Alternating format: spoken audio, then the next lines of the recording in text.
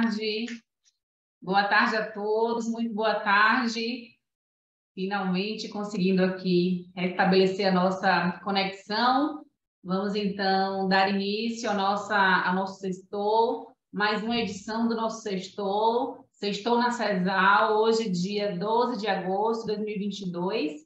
E hoje vamos aqui conversar sobre um tema muito importante, muito interessante, cuidados paliativos, cuidando do sofrimento. Então, já quero dizer da nossa alegria, da nossa satisfação em estar trabalhando esse tema hoje e já também aproveitar para dar as boas-vindas ao nosso queridíssimo convidado, nosso entrevistado, Dr. Franklin Santana Santos. Bem-vindo, Dr. Franklin, muito bem-vindo. Se sinta à vontade em nosso Sextou. Dr. Franklin, que é médico geriatra, pós-doutor em psicogeriatria, e atualmente responde pela coordenação do Programa de Cuidados Paliativos da CESAB.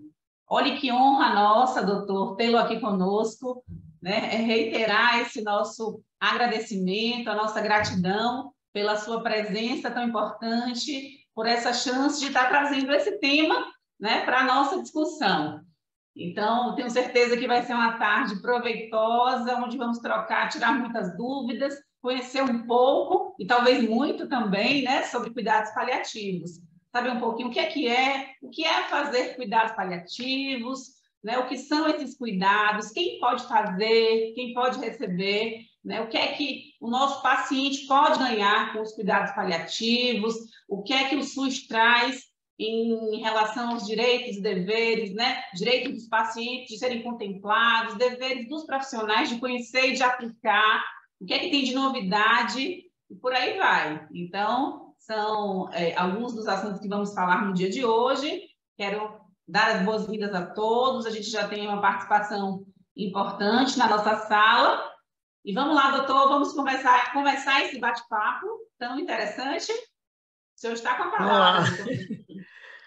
Em primeiro lugar, eu gostaria de agradecer, então, à Secretaria da Saúde, a pessoa de Elba, ao secretário Elias, a Mariane, que foi o contato que nos levou até aí, enfim, que é uma satisfação enorme, é um tema que eu trabalho dia a dia, tem mais de 15 anos que eu trabalho só com cuidados paliativos, de fato é uma paixão e eu acho que, como o tema diz, né, cuidar do sofrimento, eu acho que essa é a questão.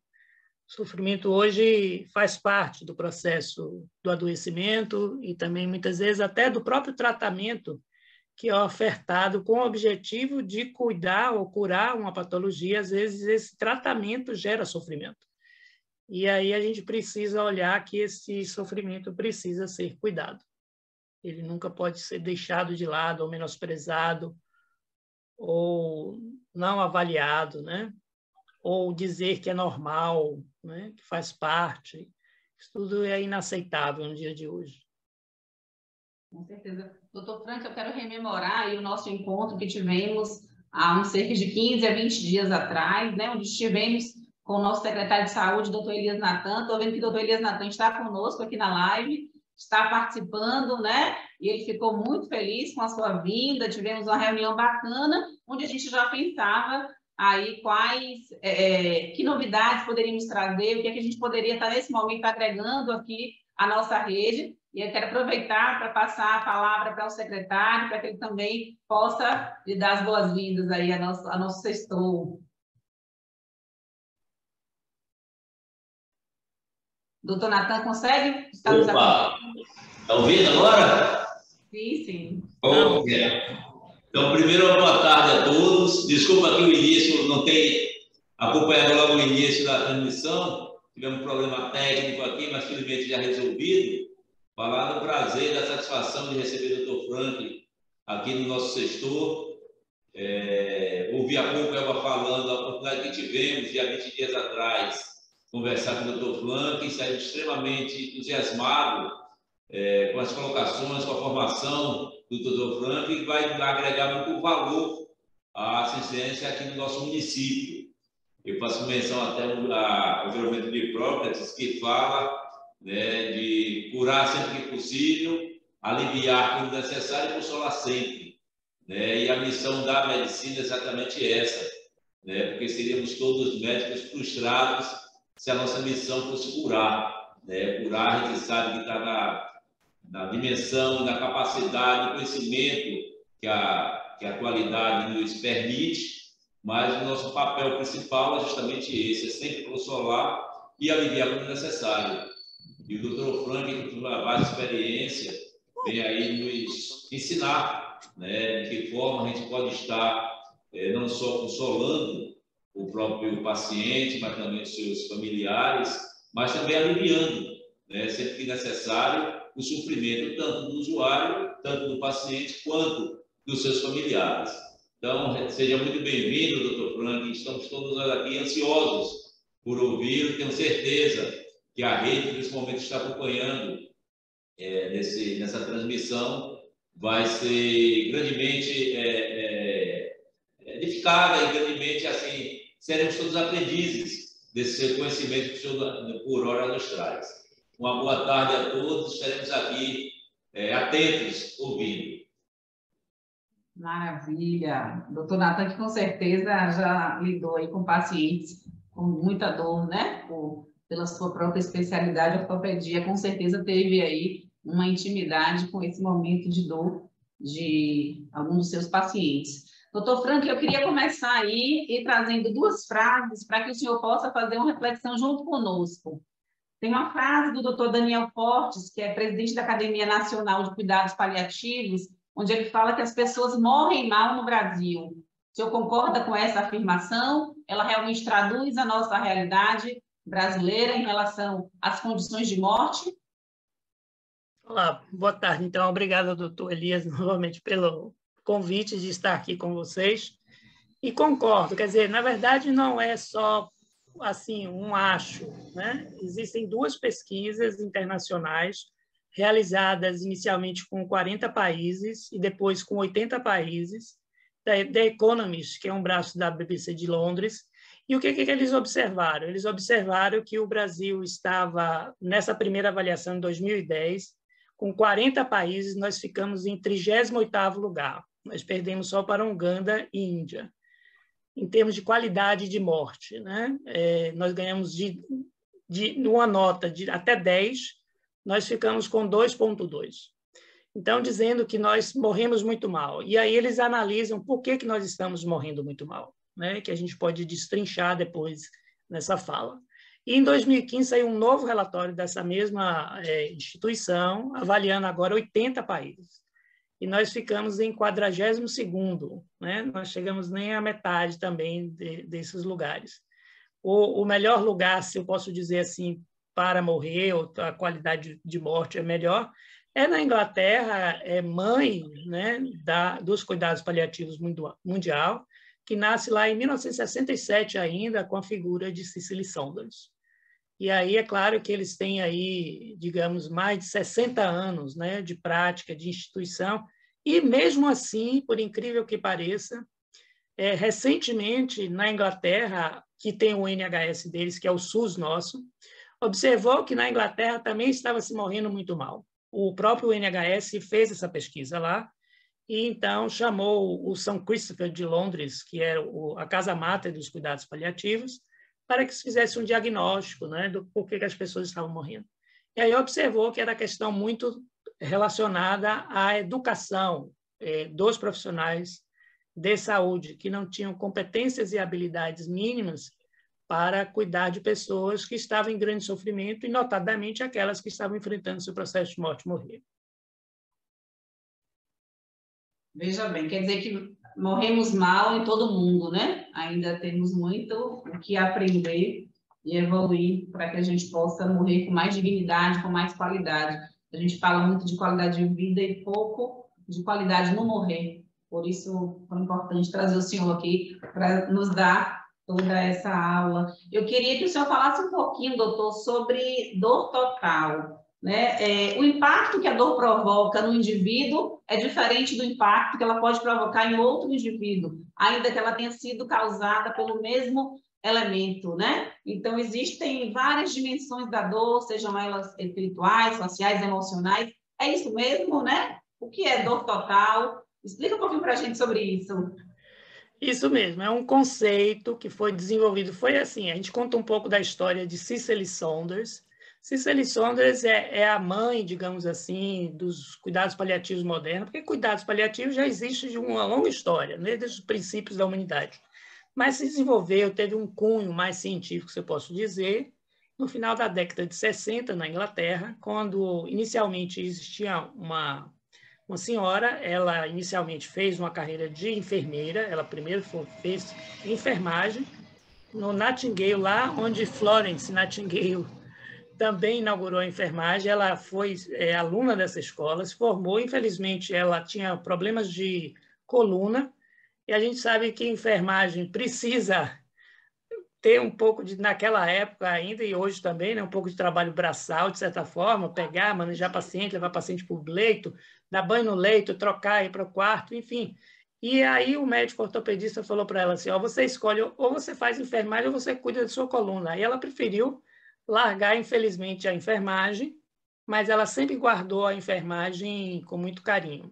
Depois ela acabou fazendo serviço social, e, por último, quando ela queria introduzir ou falar algumas coisas para os médicos a respeito daquilo que ela observava e aprendia nesse cuidar de pacientes graves em fim de vida, os médicos não a escutavam como enfermeira e como assistente social, infelizmente, uma realidade vista até hoje no modelo médico-cêntrico que a gente vê ainda imperar em grande parte do país, seja no setor privado ou público.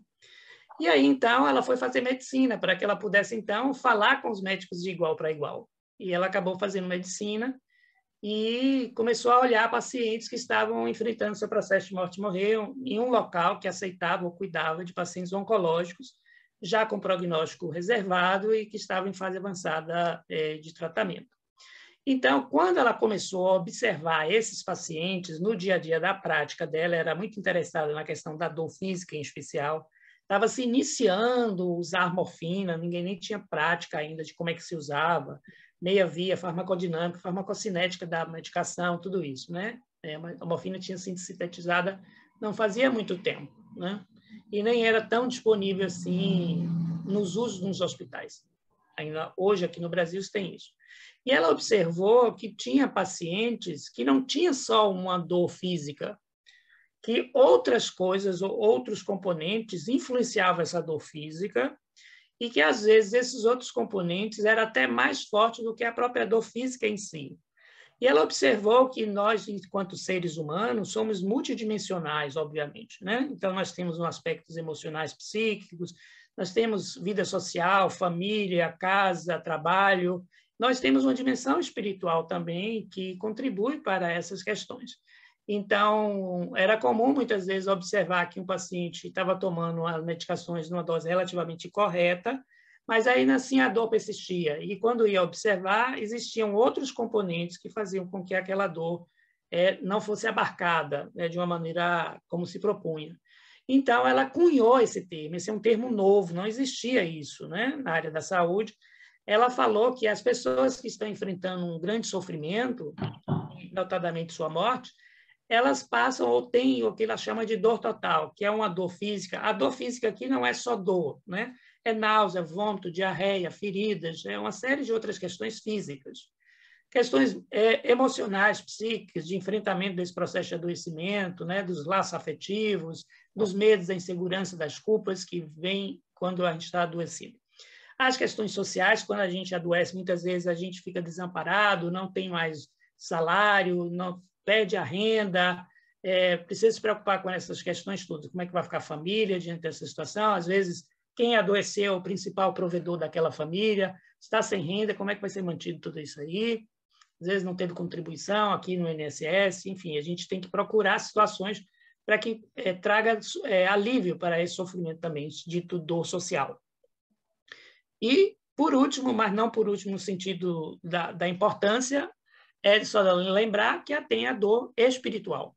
Então, quem está em sofrimento, e especialmente aquele diante da morte, pode ter dúvidas, né? Minha vida, dependendo da religião que está e como que ela está organizada, pode ter culpas perante a Deus, culpa perante uma vida que talvez não tenha sido bem vivida de acordo com a religião que escolheu, Há dúvidas nesse pós-morte, né? O que é esse além? Às vezes, aqui no Brasil, nós temos majoritariamente uma tradição cristã, que nos dá a opção, basicamente, 3 opções, se for olhar para o catolicismo, que é o céu, inferno e purgatório, e para quem é das religiões protestantes, só tem a perspectiva do céu e do inferno.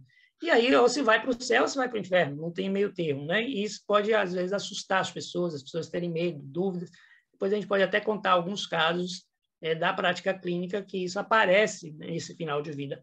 Então, para cuidar dessas pessoas que estão enfrentando esse processo de adoecimento, de uma doença grave, né, que ameaça de morte, e com a possibilidade concreta de que vai falecer nas próximas semanas, próximos meses ou anos, não importa, a gente precisa olhar, então, essa dimensão todas, essa dor total, que aí é posta, que muitas vezes não é negligenciada. O SUS vem tentando, né, com o programa Humaniza SUS, tentar olhar essas outras dimensões, mas o cuidados paliativos ele faz um enfoque muito certo, baseado nesse conceito realmente que Cicely cunhou lá na década de 60 e que é muito presente dentro da filosofia hospice, que é a filosofia dos cuidados paliativos.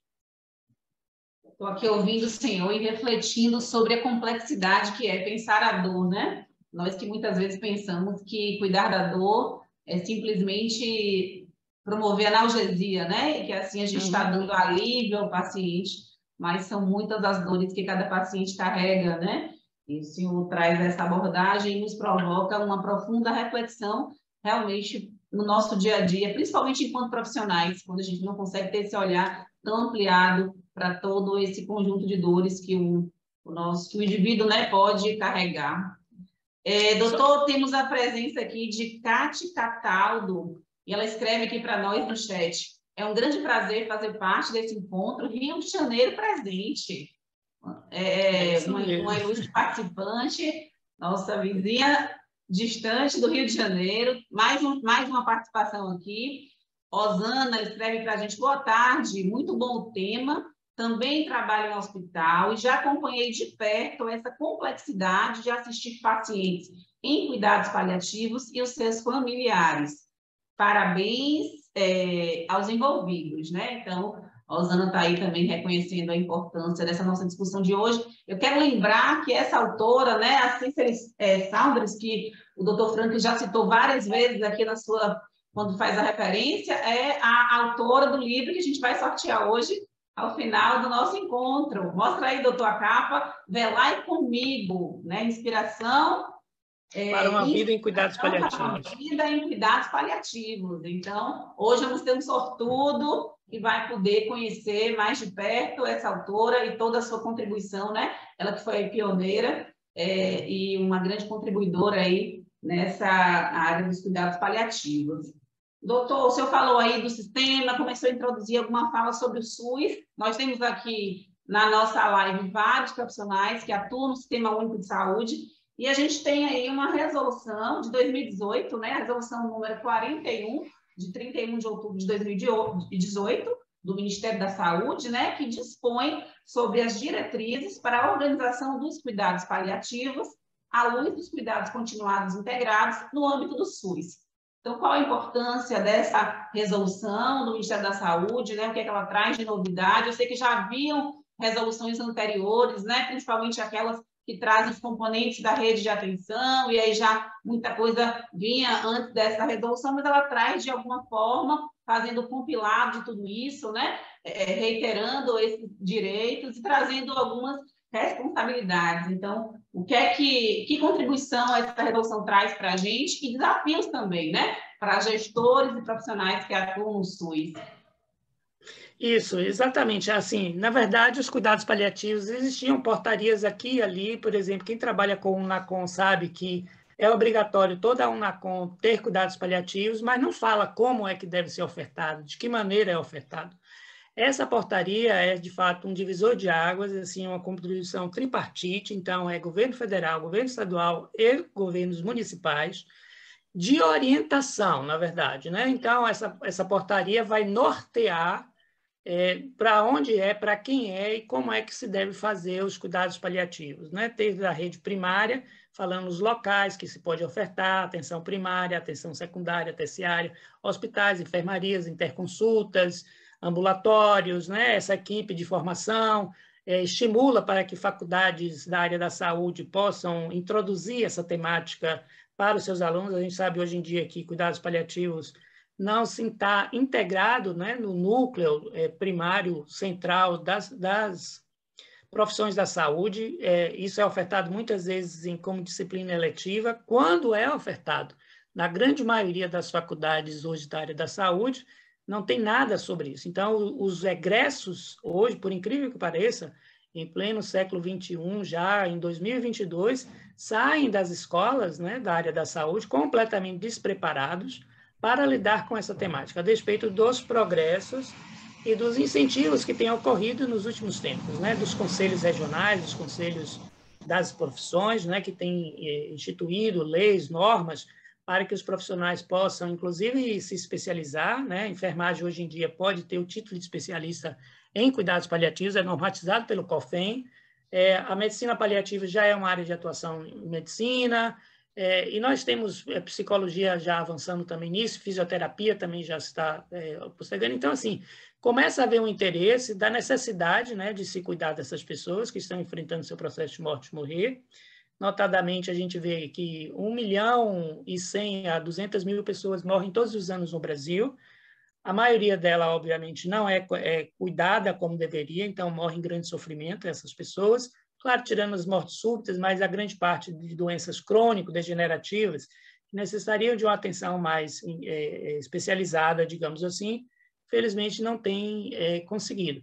Então, a portaria ela é fundamental, né, para que a gente possa, a partir da portaria, estabelecer e criar, primeiro, políticas, né, então, políticas municipais, políticas estaduais, e mesmo uma política federal, assim como programas práticos, né, de como é que vai fazer esse paliativo, esses cuidados paliativos, dentro da rede. Notadamente aqui, como a gente está falando do município, da Secretaria Municipal, eu acho que Camaçari tem a oportunidade de criar o primeiro programa de cuidados paliativos. Acho que talvez do Brasil, eu nunca vi nenhuma secretaria municipal com um programa mesmo estabelecido, né, com todas as normas de orientação, protocolos e fluxos e tudo. Eu acho que essa é uma oportunidade. Por mês, mais ou menos, morrem umas 400 pessoas em Camaçari. Inclusive, eu tive alguns pacientes meus que são atendidos no SICAM, no Centro Estadual de Oncologia, oriundos munícipes da cidade, do município, e que precisavam ser, vamos dizer assim, atendidos, né? Então, eu parto já da experiência prática mesmo, né? Do dia a dia, que a gente vê essa necessidade de se construir esses pontos, né, de apoio, esses pontos de cuidado para a população, para as pessoas que estão enfrentando o processo de adoecimento. Só fazendo um parêntese muito breve aqui, porque, assim, é claro que a grande maioria, cuidados paliativos nasce para cuidar de pessoas que estavam morrendo. Isso é uma realidade. Cuidados paliativos é para ofertar para quem tem doenças graves que ameaçam a vida, não só câncer, né, esclerose lateral amiotrófica, demências, sequelados de AVC, diabetes avançado, insuficiência renal, insuficiência hepática, todas as insuficiências de órgãos, mas também não quer necessariamente que cuidados paliativos esteja vinculado só e exclusivamente com pessoas que estão enfrentando o seu morrer. Cuidados paliativos pode e deve ser ofertado para pacientes que têm prognóstico de sobrevivência, mas que está em grande sofrimento decorrente da própria doença. Então, por exemplo, a 2C, o politrauma, está na UTI com grande sofrimento, esse paciente merece paliação, né? Não é só porque ele vai morrer. Então, são os dois conceitos, né? A gente trabalha para quem está enfrentando doenças graves e que vai morrer, que é a grande maioria, que é a maior necessidade. A gente precisa priorizar esse tipo de paciente. E, em segundo lugar, pacientes que estão em grande sofrimento, mas que não necessariamente vai morrer, né, daquilo ali.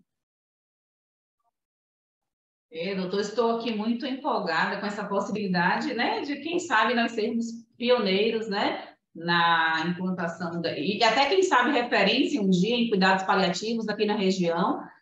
Nós estamos agora com a participação do secretário, do sub, de profissionais que atuam na atenção básica, na atenção especializada, no centro de oncologia, na urgência, na regulação. Então, temos aqui uma diversidade de profissionais, né, dos diversos perfis, e que, com certeza, todos eles estão enxergando que nós temos essa necessidade de iniciarmos, né, pelo menos, algum passo em relação à execução desses cuidados, né? Então, já temos um centro de oncologia na cidade, com certeza, a gente já tem pacientes que poderiam estar se beneficiando de algum ambulatório, né, e de algum cuidado especializado nesse sentido, e, ao mesmo tempo, despertando aqui talentos, né, certamente pessoas se identificando com esse cuidado, porque acredito também que, além do que traz a lei, do que traz as portarias, existe uma questão também de identidade, de identificação do profissional com esse momento do seu paciente, né? Que é muito específico,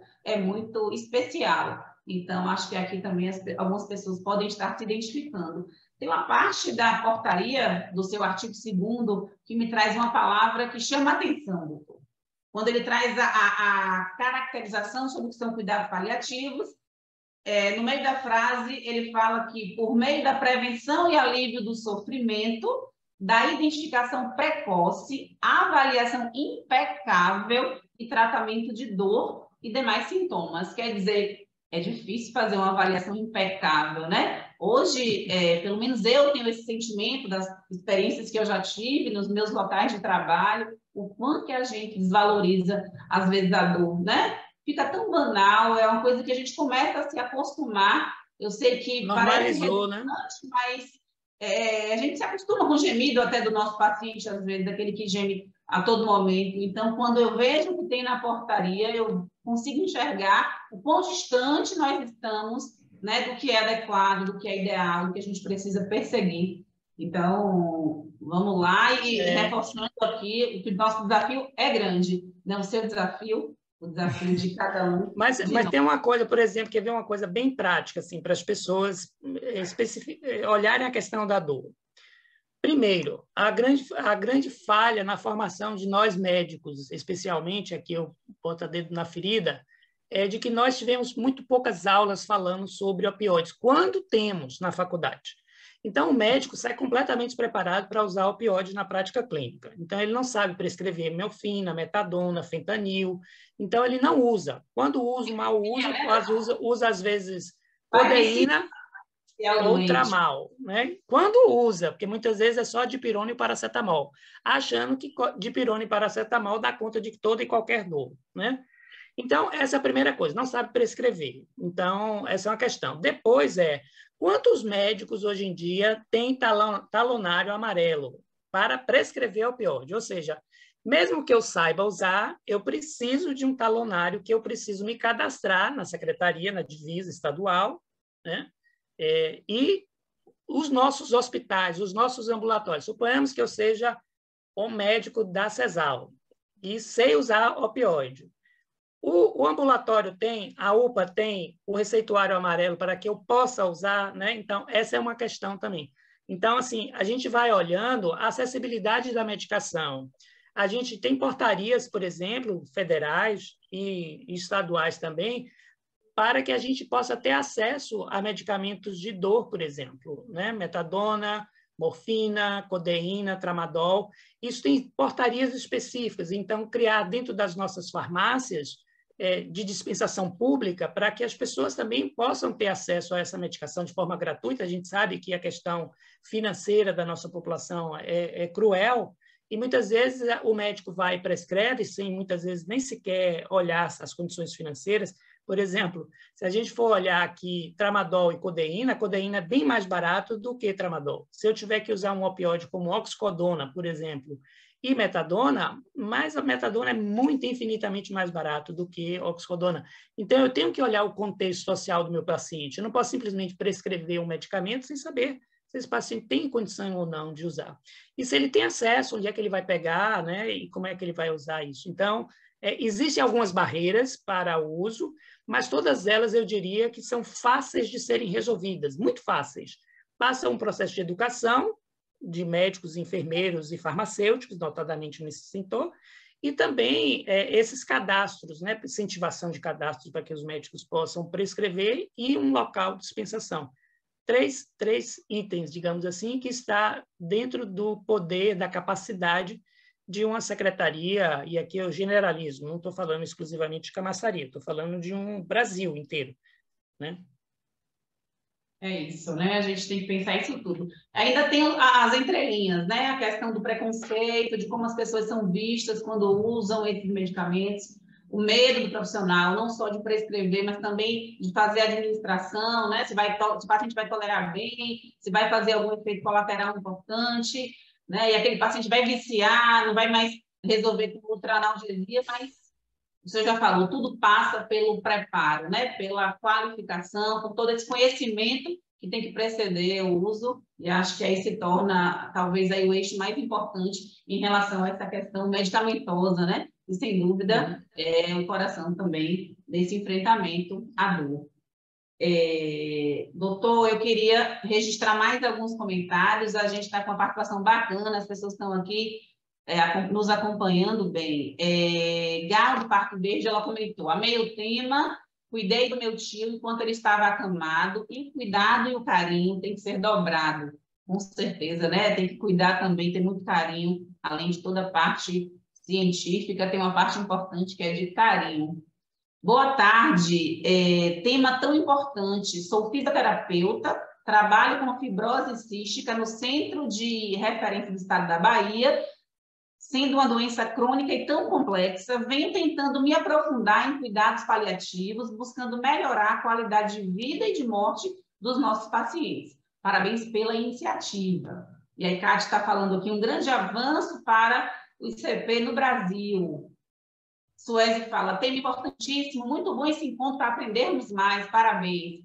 Um grande entrave para todos nós, falta de portaria específica para acesso a medicamentos para dor, principalmente nos casos de deshospitalização. E aí a gente também lembra a questão do componente da atenção domiciliar, né, que grande parte desses pacientes que precisam de cuidados paliativos, eles estão nas suas casas, né? Eles podem um tempo estar na UPA, no hospital, no ambulatório, mas uma grande parte do tempo ele está em casa. E como é que hoje a gente faz esse manejo da dor e dá todo tipo de conforto para esse paciente que está em casa, né? A gente consegue fazer esse cuidado de forma satisfatória, doutor? Como é que é a prática hoje, né, nos home care?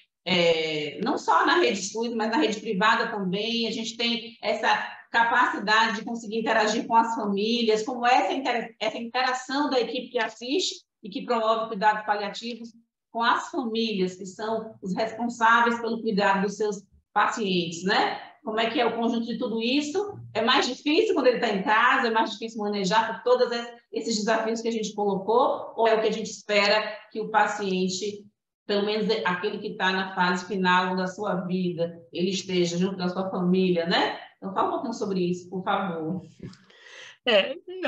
Eu digo que, assim, pensando do ponto de vista romantizado, de certa forma, né? Todos nós gostaríamos de ser cuidados nas nossas casas, no nosso ambiente, onde nós dominamos, onde temos a proximidade afetiva, estamos ali cientes daquilo que nos pertence, digamos assim, e é maravilhoso se nós tivermos uma equipe que possa fazer esse cuidado na nossa casa. Eu, particularmente, entendo que isso seria ideal, desde que tenha as condições para fazer esse cuidado lá, né? Porque, às vezes, se eu não tiver uma assistência adequada, a frequência, os profissionais que eu necessito para que esse cuidado, de fato, se realize, pode virar um pesadelo e um grande sofrimento. E aí não há problema nenhum em levar o paciente para a UPA, para o ambulatório, ou para um hospital, para que ela seja cuidada e receba os cuidados necessários, já que a gente talvez não tenha condições de oferecer esse cuidado no domicílio. Mas a Organização Mundial de Saúde, ela preconiza que esses cuidados paliativos possam e devam ser ofertados, na grande sua maioria, a nível domiciliar, mesmo porque a gente também tem um olhar do ponto de vista do gestor, né? Do ponto de vista de custo, muitas vezes, e da complexidade do cuidado que é ofertado. Os pacientes em cuidados paliativos, o cuidado a ser ofertado, ele não é de alta complexidade, ele é de alta qualidade, mas não de alta complexidade. Então, ele pode e deve ser ofertado em domicílio, né? E diria, de certa forma, até com custos até baixos, digamos assim. Então, cuidados paliativos, ele diminui custos nesse sentido, porque ele ajuda a deshospitalização. A gente sabe que a nossa rede hospitalar, nossa rede de leite de saúde é pequena diante das necessidades enormes das patologias, das doenças da população. Então, se nós pudermos transferir esses pacientes para serem cuidados num ambiente que já é propício, que ele se sente melhor, e que ele possa ofertar e receber esse cuidado de uma maneira multiprofissional, lembrar sempre aí, como falou o fisioterapeuta, assim, cuidar de pacientes em paliativo significa dizer que, como tem a dor total, é necessário uma equipe transdisciplinar, né? A gente precisa de vários profissionais para dar conta desse sofrimento, porque não é só o médico que vai fazer esse sofrimento diminuir ou desaparecer. E há também a questão de achar que paliativos é a panaceia que vai resolver todas as dores e todos os sofrimentos e que vai acabar com tudo. Não.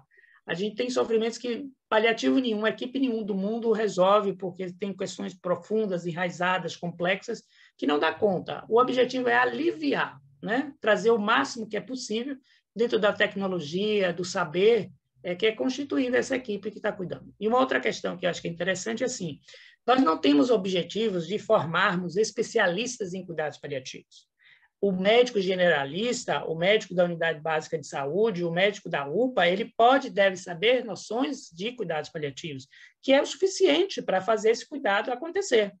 Deixa os casos mais complexos para o especialista, né? Um ambulatório específico, então aí sim nós teríamos. Então, nós não temos necessidade de formar uma quantidade gigante de pessoas especializadas em paliação, mas sim que todos saibam um pouco, independente da sua área, seja um nefrologista, seja um emergencista, um intensivista, um médico do ambulatório, está na oncologia, que ele saiba prescrever opioide, que ele saiba manusear medicações para dor. Então, assim, essas noções são importantes, que o fisioterapeuta saiba quais são as possibilidades de intervenção dela diante de pacientes da terminalidade ou em grande sofrimento, por exemplo, para aliviar a dor, sofrimento, enfim, várias coisas, né?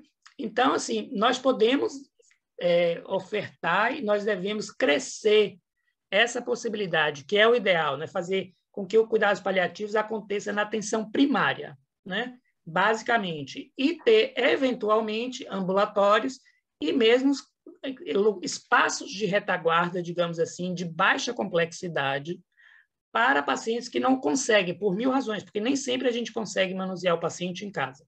Mas ele também não precisa ir para um hospital terciário de alta complexidade, porque lá não é o lugar apropriado para receber esses tratamentos. Ele pode ser cuidado no que a gente chama de hospice, ou unidade apropriada específica para cuidados paliativos. Agora, a CESAB criou dentro do Hospital da Mulher, da qual eu estou coordenando, ele é bem pequenininho, 4 leitos apenas, né? Mas que é com muito orgulho assim, o cuidado que a gente é ofertado. São quartos individualizados, com banheiros internos, com vista para o mar, né? A equipe é multiprofissional, de fato nós temos médico, enfermeiro, psicólogo, assistente social, terapeuta ocupacional, fisioterapeuta, nutricionista.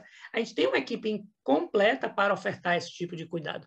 Então, a gente pode fazer uma rede de tal maneira que o paciente fique casa, ambulatório e, eventualmente, esse hospice, e aí ele não saia desse circuito, e esse cuidado vai ser bem ofertado para ele de forma generosa, né? No sentido de cuidar, de olhar essas dimensões todas.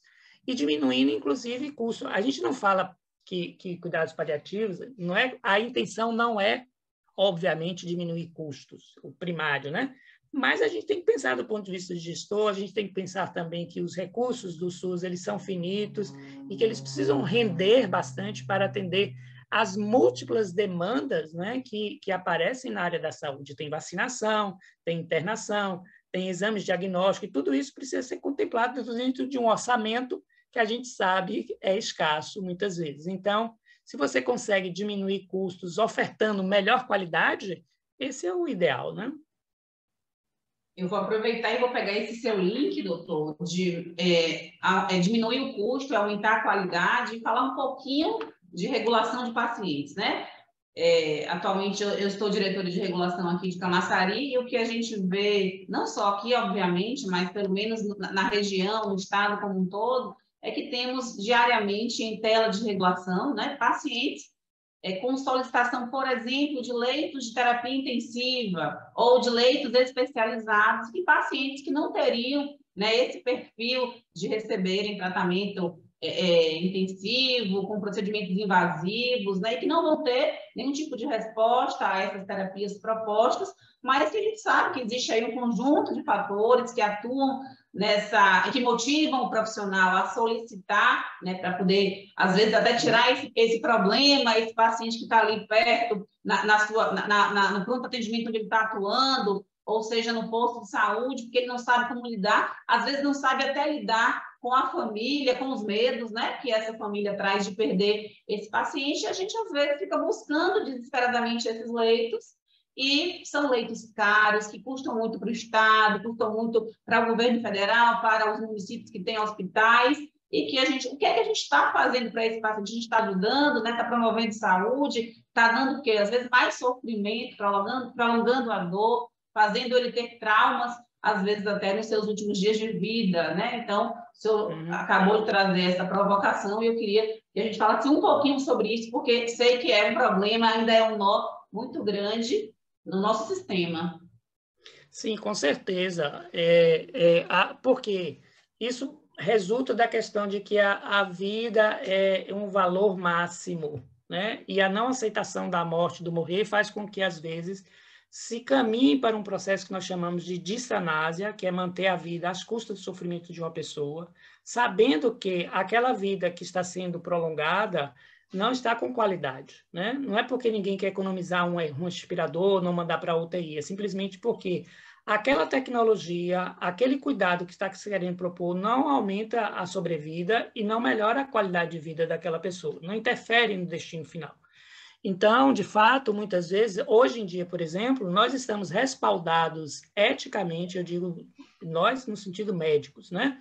Nós, médicos, estamos respaldados pelo nosso conselho, o Conselho Federal de Medicina, que, inclusive, instituiu uma portaria, né, uma portaria ética, que permite fazer uma classificação de pacientes com relação a poder usufruir das tecnologias, digamos assim, dos cuidados ofertados de uma unidade de terapia intensiva, e daqueles que não mais usufruiriam desse cuidado, né? E ele fala, aí ele estabelece, inclusive, para não mandar esse paciente para a UTI, ou aqueles que estão em UTI deveriam sair da UTI para receber outro tipo de cuidado. Não é sair para a UTI para ir morrer em casa, essa não é a questão. É sair da UTI para receber um cuidado que é adequado e proporcional ao sofrimento e à patologia que ele tem. Então, assim, se nós formos, aí, novamente, a gente volta para a questão da educação, ou seja, a educação é nuclear, é central, para capacitarmos as nossas equipes, os nossos profissionais, sobre cuidados paliativos, sobre leis que já existem muitas vezes e que as pessoas nem sabem que elas existem e, portanto, muitas vezes elas se sentem inseguras, né? Que é uma outra questão, assim, deve-se perguntar para a família, já que você está tocando nessa questão toda da regulação e você mencionou a questão do profissional, você fala assim, você quer ou não, faz tudo ou não, ou oferece cuidados paliativos, você vê se vai querer cuidados paliativos ou não vai querer cuidados paliativos. Isso não existe, né? Assim, é como se eu chegasse para o paciente, para a família e falasse assim, você quer meropenem ou amicacina? Quem vai decidir quem é meropenem ou amicacina somos nós, que fomos capacitados e treinados e sabemos o que é melhor para o paciente naquele sentido especificamente. É claro que eu vou levar em consideração as questões biográficas de valores dos meus pacientes e familiares, mas tem coisas que não é da competência desses profissionais, nem do paciente, decidir sobre determinados procedimentos ou não. E, muitas vezes, o médico se sente inseguro ou com medo de ser processado e se sente de maneira que não deveria. Porque se ele lesse, se ele se atentasse, se ele seguisse e visse o que está escrito na literatura e dentro dos nossos conselhos, ele se sentiria confortável em dizer, não, olha, esse paciente não vou indicar diálise, não vai fazer diálise porque não tem indicação de fazer diálise. Não é a família que vai dizer se vai fazer diálise ou não, é a família que vai dizer que vai para a UTI ou não vai para a UTI. Não, não tem indicação de ir para a UTI, porque não se beneficia disso. E ter, vamos dizer assim, a segurança, eu não digo coragem, é segurança, porque é uma coisa diferente de segurança e de coragem. Segurança é quando eu sei daquilo que eu estou fazendo, e eu afirmo dentro do meu conhecimento ético-científico de dizer e assinar embaixo, não vai para a UTI, porque eu estou afirmando que esse tipo de procedimento, eticamente, tecnicamente, não é bom para o meu paciente. E eu escolho fazer o melhor pelo meu paciente, não o pior, né? Então, essa é uma coisa que eu preciso, mas eu só posso fazer isso se eu estou respaldado, se eu estudei, se eu li, se eu conheço, e aí, então, eu posso, de fato, assumir essa responsabilidade e esse dever mesmo, na verdade, né? Porque é um dever médico de diminuir, né, o sofrimento dos nossos pacientes. Mandar um paciente para uma UTI, para ser entubado, muitas vezes. Paciente, por exemplo, vamos supor, um paciente com demência, e demências existem classificações, né? Nós temos hoje escalas de prognóstico, que a gente denomina, por exemplo, FAST, que é uma escala de graduação, de gravidade desse demenciado. O paciente com 7, por exemplo, na pontuação, ele já está acamado, totalmente, às vezes, sondado. Esse paciente não vai se beneficiar de uma UTI. E, às vezes, você vê pacientes demenciados, fase avançada, sendo encaminhados para a UTI, entubados, passados intracate, botando drogas vasoativas, ou seja, prolongando o sofrimento e o morrer dessa pessoa, sem que pudesse ser tratado em um outro local, com mais qualidade, com mais competência técnica do que ir para a UTI, achando que na UTI, às vezes, as pessoas acham que a UTI também vence a morte, né? Mas nada vence a morte. Nós somos mortais, nós nascemos mortais, nós temos que assumir que nós somos finitos, que chega um momento em que a gente morre.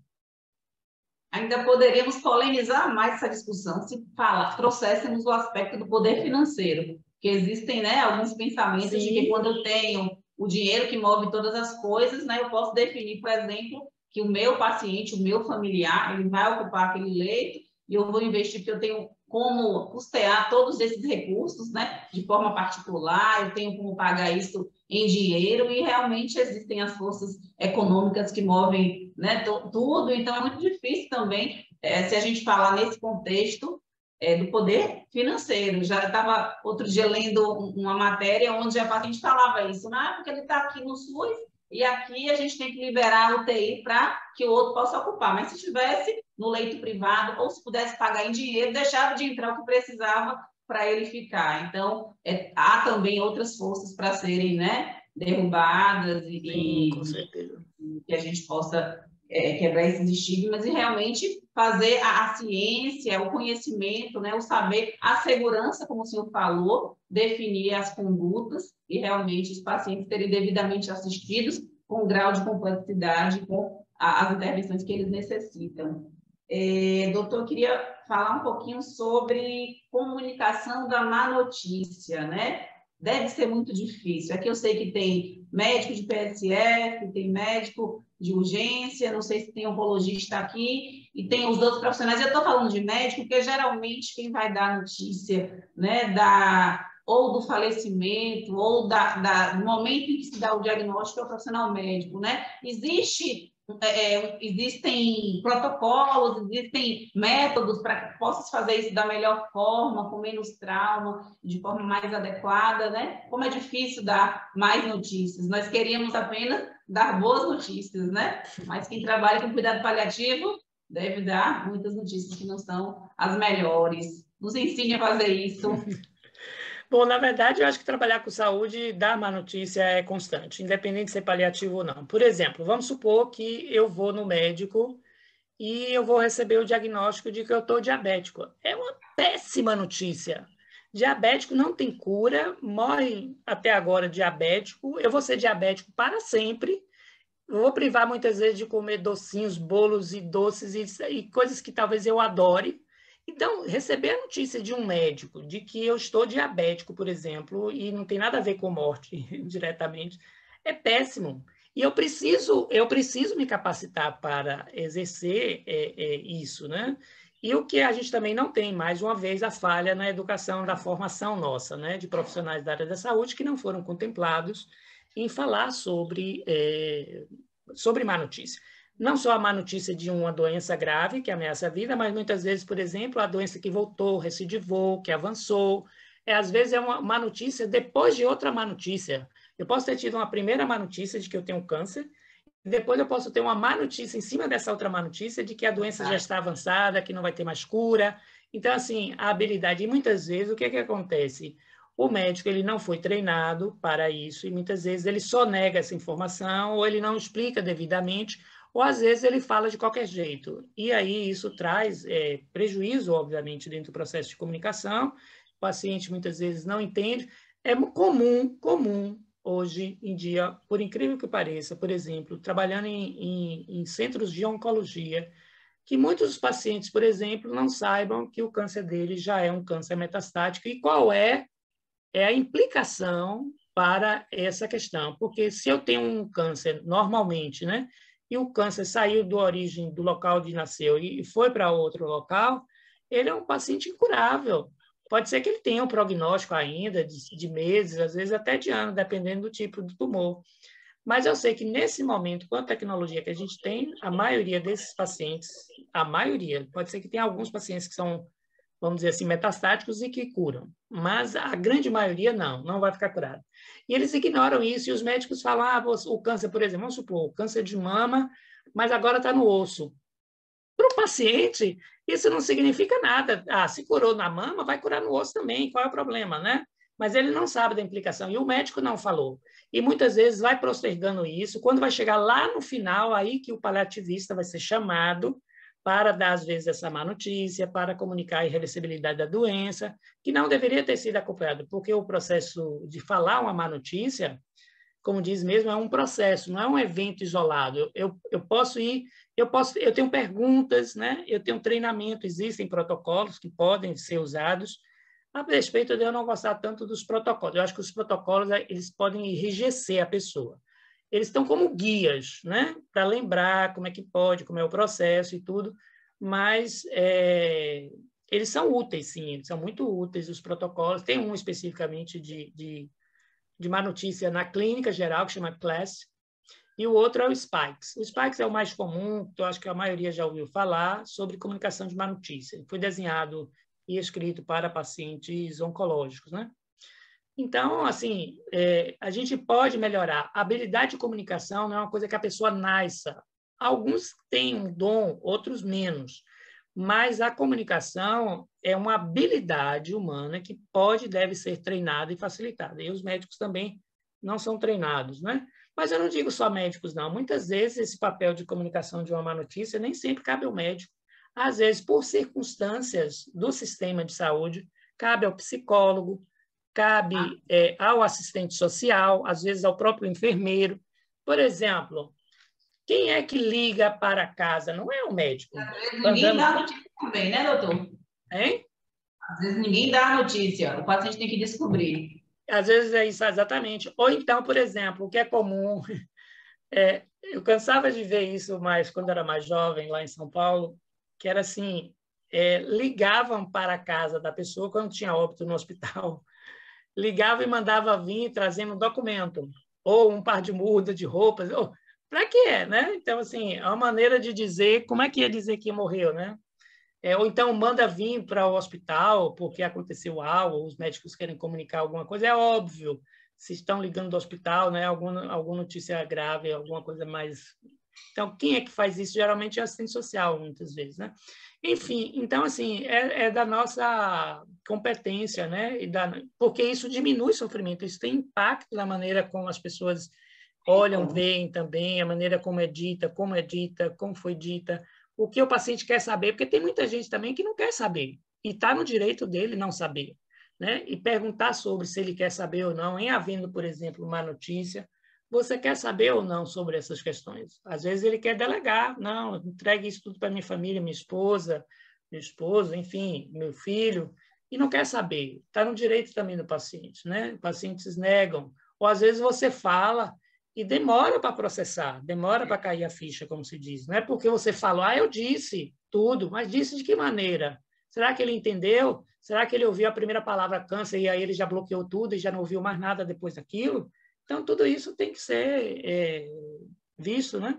Então, de fato, comunicação de má notícia é uma habilidade que pode e deve ser desenvolvida e que todos nós devemos prestar. Isso também é qualidade, né, do serviço que está sendo prestado. As pessoas gostam da maneira como isso é dito. A gente já tem uma fama, né, ruim dos médicos, de que nós somos frios, e que nós dizemos tudo da maneira que deve ser dita e acabou. Ah, falou assim na lata, vai morrer, só tem que ser quantas semanas, ou não tem cura, e pronto, assim, sem entender aquele contexto, né? Mas a gente pode treinar. Existem oficinas para treinar a comunicação de má notícia.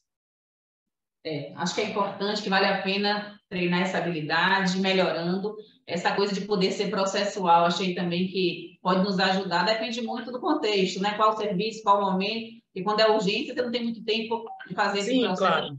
Né? Mas, sendo possível, equipes que acompanham o paciente durante todo o seu período crônico, acho que poder fazer isso processualmente é importante, até para as duas partes, né? Porque o profissional também sente, muitas vezes, em quem dá a má notícia. Então, é uma coisa difícil também para a gente Porque é angustiante para o profissional também. Vai dizer que não é fácil, não, você dar uma má notícia para a pessoa que vai afetar a vida dela para sempre, né?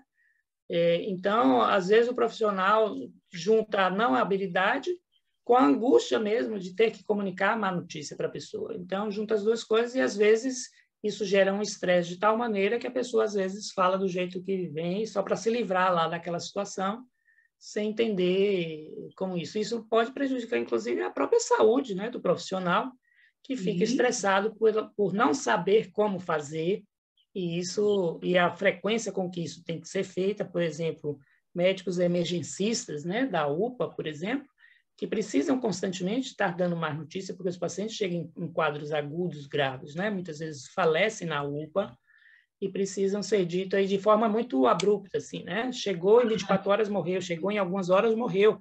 E aí, eu vou ter que falar isso aí para o profissional. E aí, como é que vai falar, né? Que era uma coisa que eu já ia te perguntar aqui, né? A questão de como a sociedade lida com a finitude, com o morrer.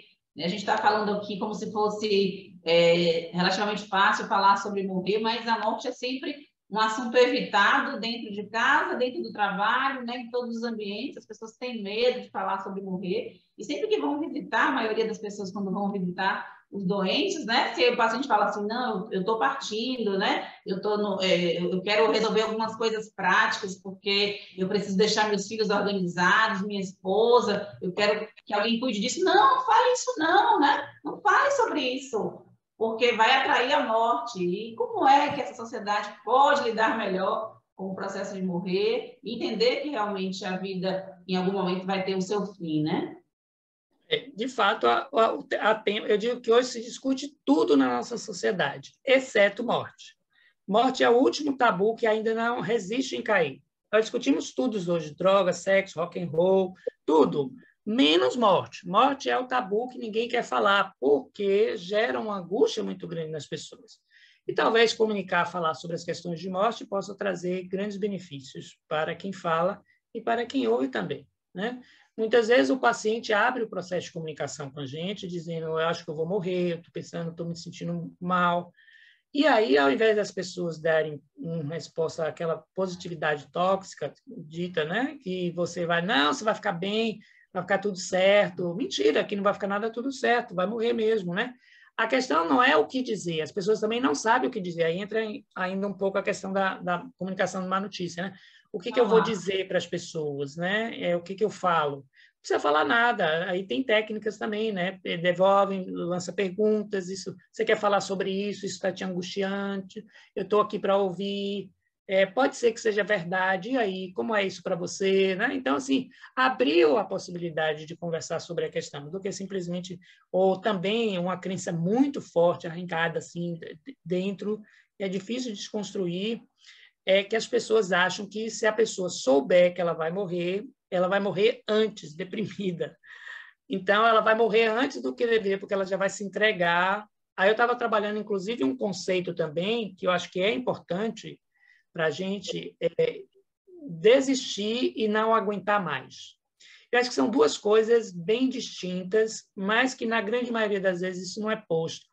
Porque tem gente que não está aguentando mais o tipo de tratamento, porque o tratamento, como eu disse logo bem no início, o tratamento pode trazer sofrimento, sim, e um sofrimento muito grande, especialmente pacientes oncológicos, com quimioterapia e radioterapia, cirurgias, às vezes, mutiladoras, né? Isso traz um sofrimento sem tamanho. Não foi causado pela doença em si, mas sim pelo tratamento que está sendo ofertado.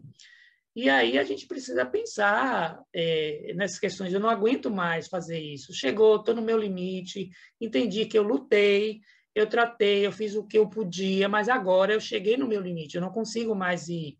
Eu não estou desistindo de nada. Eu entendi que o meu limite é esse, e está tudo bem.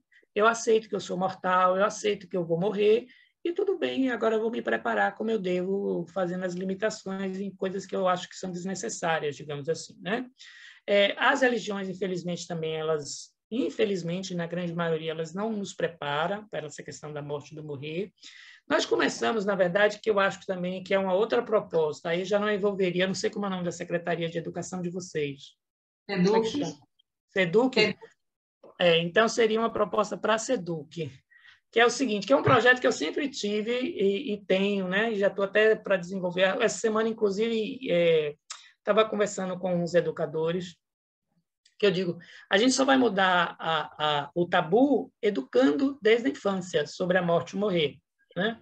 Então, na minha geração, se ia para velório, se ia para enterro, se falava de morte de uma certa regularidade, a gente era permitido ir nos velórios, né?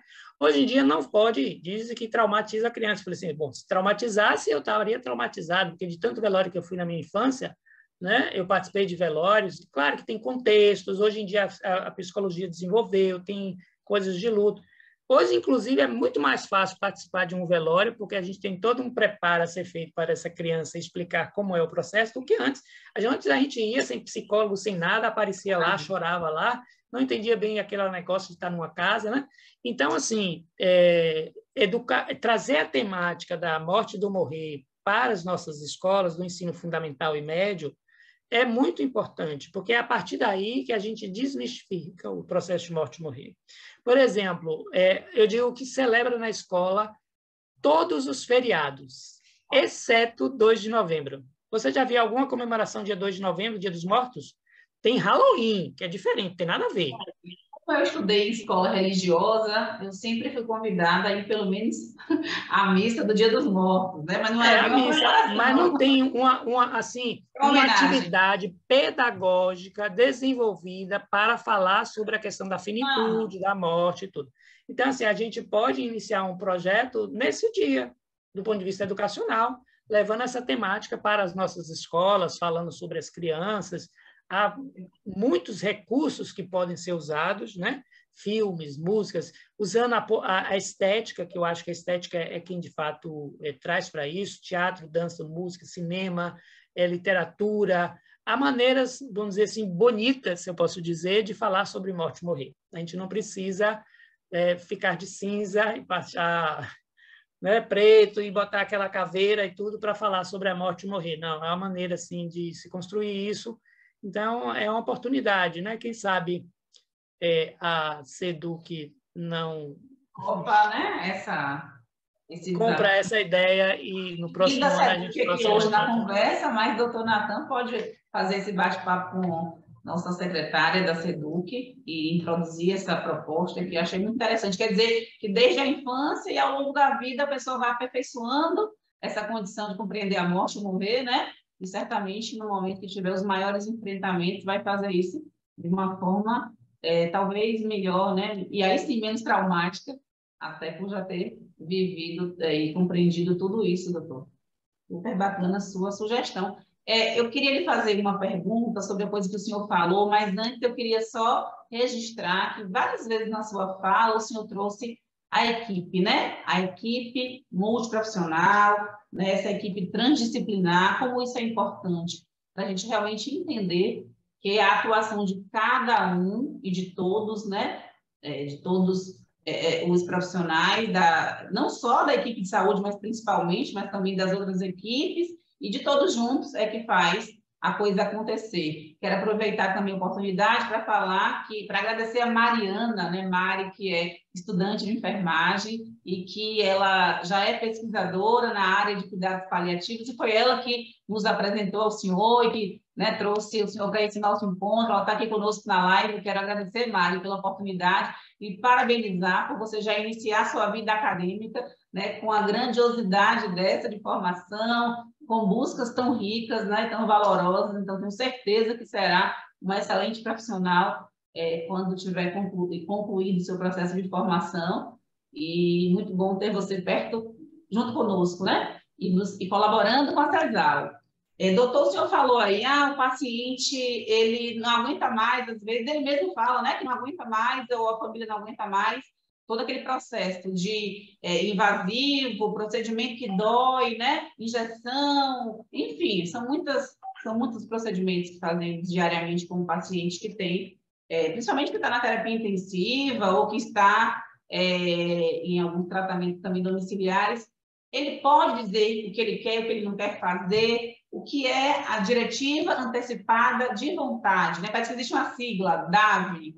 Ele pode dizer, não, eu não quero ser entubado, eu não quero ficar com a respiração artificial, eu não quero, ele pode fazer essa escolha enquanto ele ainda está lúcido, orientado, né? Quando ele não está incapacitado ainda.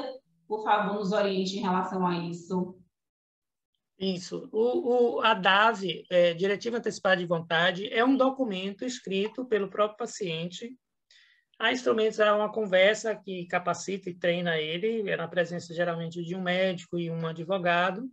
Tem coisas técnicas, né, que precisam, mas não necessariamente. O paciente pode, sim, de forma bem simplificada, ele dizer aquilo que ele quer e aquilo que ele não quer que faça com ele, aquilo que ele não quer que faça, e aquilo que ele quer que faça, porque não é só negar, eu quero ser cuidado assim, eu quero me manter limpo, higiênico, ofertado, um ambiente claro, eu quero meu pet do meu lado, oxigênio, eu quero tudo isso, né? Não é só eu não quero UTI, eu não quero hemodiálise, não. Eu não quero UTI, eu não quero hemodiálise, eu reconheço a minha finitude, então eu não quero ser colocado em vida artificial, entubado. Em que condições eu não quero? Eu quero nisso. Ou então, eu quero nessas questões. Então, o documento, ele é escrito, então, ele é dividido em 2 outros documentos, digamos assim, que é o testamento vital, chamado, que é esse de dizer se quero ou se não quero. Ele não precisa ser registrado em cartório, ele pode ser feito, inclusive, à mão, né, da própria pessoa, pode olhar alguns exemplos, tem coisas na internet falando sobre essas questões, porque o médico ele não pode dizer para o paciente, ele pode orientar os termos gerais, digamos assim, mas a autonomia da escrita é do próprio paciente, né? Eu não posso entregar um modelo já pronto. Eu posso mostrar um modelo, mas quem vai escrever e como é que vai escrever é o próprio paciente. Então, lá nesse testamento vital, eu vou estar dizendo o que eu quero e aquilo que eu não quero que faça comigo. Quais são os limites que eu estou disposto a vivenciar dentro da minha trajetória de cuidados em saúde. E também tem o mandato duradouro, que é uma procuração em saúde. Quem é o meu cuidador? Quem eu nomeio como meu cuidador, caso eu não possa responder por mim mesmo em um momento em que há um agravo da minha saúde. Eu perco a consciência, eu esteja muito crítico, eu não consiga opinar de uma forma racional, né, sobre as minhas decisões, eu nomeio. Essa pessoa não necessariamente, aí é uma diferença, porque no mandato duradouro, ou procuração de saúde, né? Quem é nomeado não é necessariamente o procurador legal, pode ser outra pessoa. Eu posso, no meu mandato duradouro, nomear um amigo, que não tem nada a ver com minha família, e é ele quem vai responder por preservar ou garantir que aquilo que está escrito no meu testamento vital seja cumprido. Uma coisa importante, a DAV, uma vez escrita, ela constitui um documento legal, de certa forma formal, e que os agentes da saúde precisam obedecer, porque está respaldado no Código de Ética de Medicina. Então, eu preciso ter conhecimento disso e eu não posso passar por cima das vontades daquilo que está escrito, excetuando se isso ferir eticamente alguma questão. Se, por exemplo, o paciente dizer que quer ser eutanasiado, obviamente ele não vai ser, porque isso é ilegal e é crime no Brasil. Mas, em não sendo isso, o médico precisa e deve respeitar essas vontades que ali estão escritas, determinadas para o paciente. Mas, para eu falar sobre DAV, eu não preciso necessariamente estar em cuidados paliativos. Todos nós saudáveis podemos escrever DAVs. Eu não preciso adoecer para escrever uma DAV. eu já posso pensar na possibilidade de que eu vou adoecer e eu vou morrer, e a gente, de fato, tem que pensar, porque a gente fica sempre na fantasia, né? Eu digo que é uma fantasia. Vai demorar. A gente vai morrer com pelo menos 90 anos, em casa, cercado da família. A gente romantiza, né? Dormiu assim como morreu como um passarinho. Dormiu e acordou morto.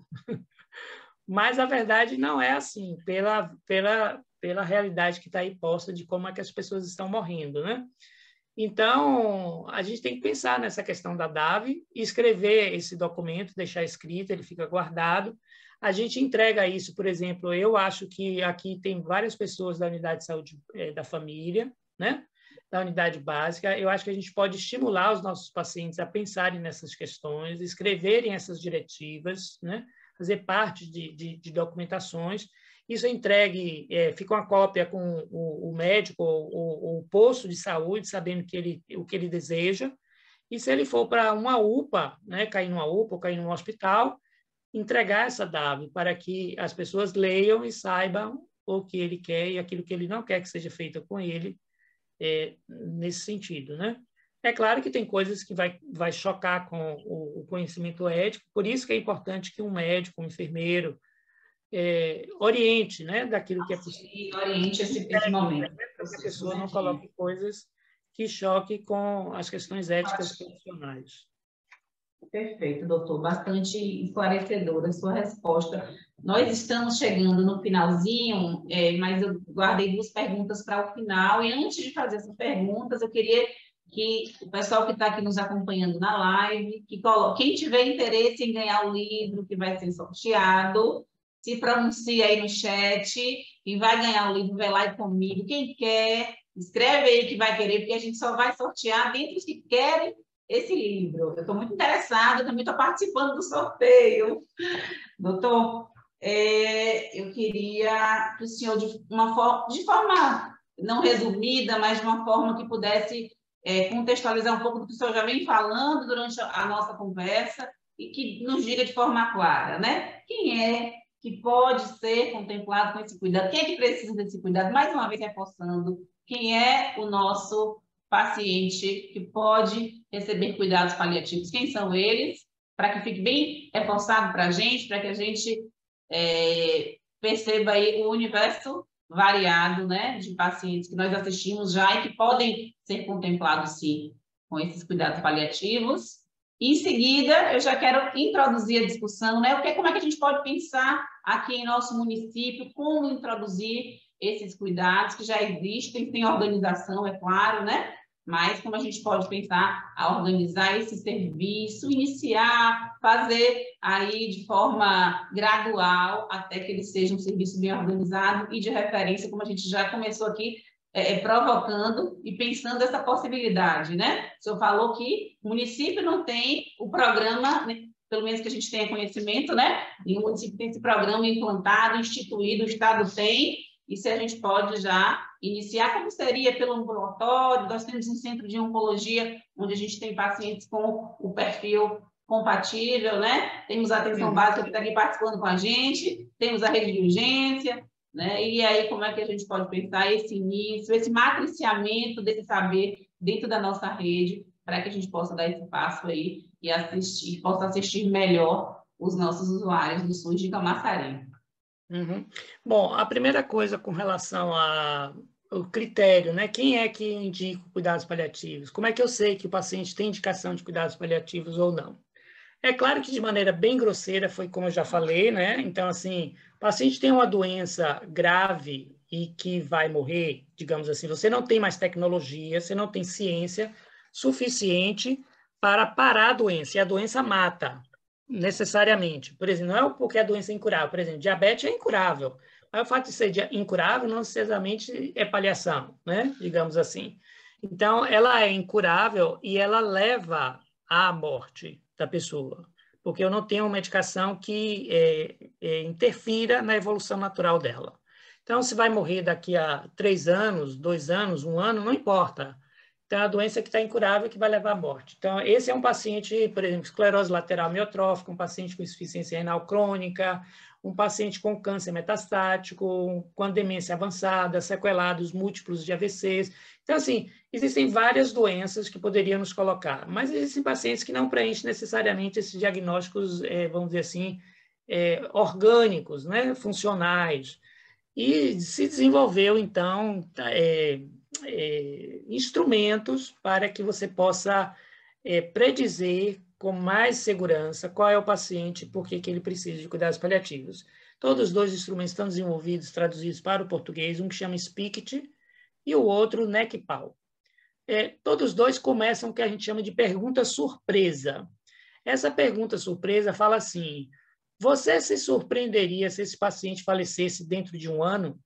Se você responder que não, você não se surpreenderia, esse paciente provavelmente precisa de cuidados paliativos. Se não é surpresa sua que esse paciente faleça nesse próximo ano, ele está grave o suficiente ou ele precisa de cuidado suficiente porque essa possibilidade de acontecer. Isso já drenaria, digamos assim, né, uma quantidade enorme de pacientes nossos que teriam potenciais para serem paliados, né? E depois, obviamente, tem critérios no NECPAL específico, tem critérios gerais, por exemplo, perda de peso maior que 10%, múltiplas internações nos últimos 2 meses, ido à UPA durante mais de 3 vezes. Aí, assim, a gente vai olhando os vários critérios e basta ele preencher, então, a pergunta surpresa como não, e depois qualquer um, são vários critérios gerais, e tem os critérios específicos, que eu já mencionei aqui, por exemplo, o paciente tem câncer e é metastático, ele respondeu a pergunta surpresa e, às vezes, ele respondeu a pergunta específica. E aí ele, sim, preencheu. Então, eu vou dizer que esse paciente precisa de cuidados paliativos. Agora, tem uma questão que a gente acabou não mencionando, de quantificação, digamos assim, estruturação dos cuidados a serem ofertados, que a gente divide cuidados paliativos em 4 grupos. O primeiro grupo, chamado precoce, é o paciente, por exemplo, que acabou de ter o diagnóstico de demência, ou porque ele não vai morrer amanhã, né? Ele ainda tem medicação para ser feita, intervenção na doença. Se ele tiver uma pneumonia, desenvolver insuficiência respiratória, eu vou levar ele para a UTI, sim, vou entubar, vou fazer medicamento. Ele acabou de ter o diagnóstico de demência, né? A sobrevida média dele é de 8 a 12 anos, então eu preciso oferecer esses 8 a 12 anos para esse paciente. Mas aí é o precoce. O complementar é baseado na status funcional do paciente, que a gente chama de KPS, Karnofsky, que é uma escala usada, né, para a gente quantificar esse paciente. Complementar é um paciente que já avançou um pouco mais na doença, mas ele ainda se beneficia de intervenções curativas e de tecnologias. Então, está com anemia, está cansado, eu posso sim transfundir esse paciente, né? Eu ainda posso fazer quimioterapia, eu ainda posso fazer radioterapia para esse paciente, porque ele se beneficia disso, prolonga a vida e melhora a qualidade de vida dele. Depois, posteriormente, tem o que a gente chama de predominante exclusivo. A esses pacientes no predominante, basicamente, a gente vai ponderar muito se esse paciente pode ou não se beneficiar, por exemplo, da UTI. Eu preciso olhar caso a caso, né? Ele já tem uma perda de status funcional muito grande, mas pode ser que ele tenha feito uma intervenção aguda, digamos assim. Ele tem uma doença de base grave, mas por uma outra condição ele agudizou ali, mas que aquela agudização faz com que, se eu tratar, ele sai daquele processo. Então, eu pondero isso, né? Ele é paliativo, eu sei, ele vai morrer, mas ele teve uma agudização e eu vou intervir ali, ponderando, que achando que vai melhorar. Mas, como a vida é dinâmica, pode ser que ele não responda adequadamente às minhas intervenções. Aí, se ele não responde, eu preciso repensar até onde eu vou seguir dentro desse processo de intervenção. E, por último, que a gente chama de paliativos exclusivos, são pacientes que já determinados não se beneficiam de tecnologias avançadas, por exemplo, UTI, hemodiálise, intubação orotraqueal, reanimação. Então, eu já determino que esse paciente não se beneficia disso. Isso é escrito no prontuário. Então, o paciente de parar não vai ser reanimado, o paciente não vai ser indicado para UTI, ele não vai fazer hemodiálise, assim, uma série de recursos que eu entendo que são desnecessários, desproporcionais e que levam ao sofrimento ao invés de melhorar a qualidade de vida dele, né? Então, essas são, assim, de maneira bem grosseira, a gente pode depois pensar em trazer casos, né, bem específicos, clínicos, de situações do que você varia se o paciente é não, entender como é que você classificaria ou não esse determinado paciente. Até da prática clínica, eu tenho certeza aí que, à medida que eu vou falando, cada um vai pensando em pacientes que já viu e que gera desse jeito e que poderia ser classificado e tomar essas decisões. E, por fim, você me pergunta, por último, sobre a estruturação do a programa. estruturação agora no município, né? Eu acho que a gente precisa sentar um momento e pensar nas possibilidades de como é que a gente organizaria isso, fazer uma espécie de cronograma, né?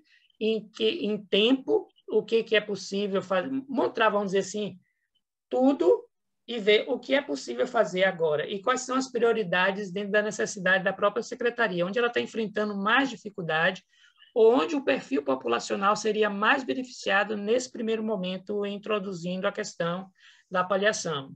Eu penso que, como já existe, por exemplo, a questão do ambulatório, digamos assim, o Centro de Referência em Oncologia, que já é bem definida, essa questão e talvez seja o lugar que inicialmente se beneficie. E também as unidades básicas de saúde, porque o saúde da família, porque já vem cuidando muitas vezes desses pacientes em casa. Então, talvez essas duas frentes aí começaria por esses lugares, ofertando cursos de capacitação, que acho que é o primeiro momento. Quer dizer, vamos nivelar o conhecimento das pessoas para que elas entendam o que é o papel delas, o que elas devem fazer. E aí, sim, depois disso, estruturar mesmo, né? Capacitar pessoas que vão fazer esses atendimentos, organizar os fluxos, tem os protocolos que precisam ser implantados, escritos, enfim. Mas eu acho assim que o município ganha muito. O município ganha, mas quem ganha principalmente é o munícipe, né? Que vai ter essa estrutura dentro da sua cidade. Cidade aqui falando municipal, né? Porque não está na cidade, na sede de Camaçari. Quem está em Barra do Pojuca, quem está em Arembepe, quem está em Monte Gordo e outras comunidades pequenas e menores por aí, que eu não conheço tudo de Camaçari, tenho certeza que se beneficia, podem se beneficiar. Nós temos centros, né? Então, assim, Camaçari, Barra do Pojuca, tem uma quantidade de pessoas que podem ser beneficiadas pela unidade de lá, assim como Monte Gordo, assim como Arembepe, porque são quase que mini-cidades, né? Dentro da cidade, né? E que talvez também nesse deslocamento é muito mais fácil, por exemplo, eu cuidar de um munícipe com orientação da Unidade Básica de Saúde de Barra do Pojuca do que ele vir para a sede em Camaçari, né? Porque ele pode ser cuidado lá, orientado pela Unidade Básica de lá, né? Assim como Monte Gordo, assim como Arembepe, porque, inclusive, dizer que ele não tem indicação, ou se ele chegar um dia, por exemplo, na unidade, na UPA, seja de Monte Gordo ou de Arembepe, né? Ele já tem as diretivas escritas, ele já sabe, já foi comunicado essas questões, ele já é cuidado por uma equipe de cuidados paliativos, ele já é referenciado. Então, o plantonista da UPA, seja de Monte Gordo ou de Arembepe, já vai estar também depois sensibilizado, ele já ouviu falar alguma sobre cuidados paliativos, já tem uma diretiva ali que vai, vamos dizer assim, orientar ele em termos de condutas que ele deve adotar, daquilo que ele não deve adotar. Enfim, vamos sentar, pensar nesse projeto, né? Escrever assim um projeto direitinho e startar com alguma coisinha nesse sentido. Maravilha. Ana escreveu aqui que, na opinião dela, a busca ativa de pacientes no hospital seria interessante, mas a gente precisa lembrar que o Hospital de Camaçari é estadual, né? Então, apesar de ser um componente hospitalar agregado à nossa rede, ele não é um componente da rede própria municipal. Então, a gente não pensa em ações nesse momento vinculadas ao hospital, né? E sim aos serviços da gestão direta municipal, mas com certeza é um ambiente, sim, né? Aí é via CESAB. Isso, via CESAB, né? Como já acontece aí nos hospitais da capital. Em outros hospitais, vai chegar o momento de Camaçari. Acho que hoje foi assim um ponto de partida, uma sementinha, né? Assim muito importante, interessante. Eu estou assim maravilhada com esse encontro. Foi muita informação, muito saber, né? O senhor, eu ficaria aqui horas conversando. E seria muito bom e proveitoso. Aprendi muito. Aí a Ana Pulcinelli está falando que ela sou geriatra e paliativista. Geriatra e paliativista. Olha aqui que maravilha as participações, né? Então é isso. Para Camaçari em especial, a equipe da CESAL hoje foi um ponto de partida, e para doutor Luiz do Plá está aqui entrando, querendo contribuir. Secretário aí. Aí nos acompanhando. Já vou lhe passar a palavra, doutor. Então, só complementando, né? Acho que a gente tem muito o que caminhar a partir de hoje. Foi um passo importante. Vamos aí fazer rodadas de encontros menores, de reuniões com os setores, né? Atenção básica, centro especializado, conversar com a gestão para entender também o que a gestão pensa sobre isso. Mas, e vou deixar o que eu ia falar agora para o final, que eu quero primeiro chamar o doutor Duplá para dar a sua contribuição. Doutor Duplá? Pronto. Acho que o senhor não está com áudio. Não está ouvindo. É. Agora, não estava liberado o áudio para ele. Doutor, acho que o senhor está com algum problema em seu áudio. É a sua conexão, certamente. A gente não consegue lhe ouvir bem. Enquanto o doutor Duplá não consegue, ou consegue a sua conexão, eu quero iniciar os agradecimentos. Doutor, eu estou dando sequência porque a gente não está ouvindo nada da sua voz, tá? Estou vendo que o senhor está falando. Tenta entrar aí em outro celular.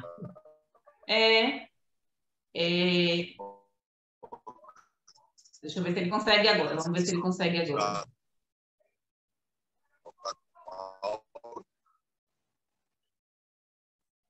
Se o senhor puder escrever, doutor, a gente pode ler aqui pelo chat, porque o seu áudio realmente não está chegando.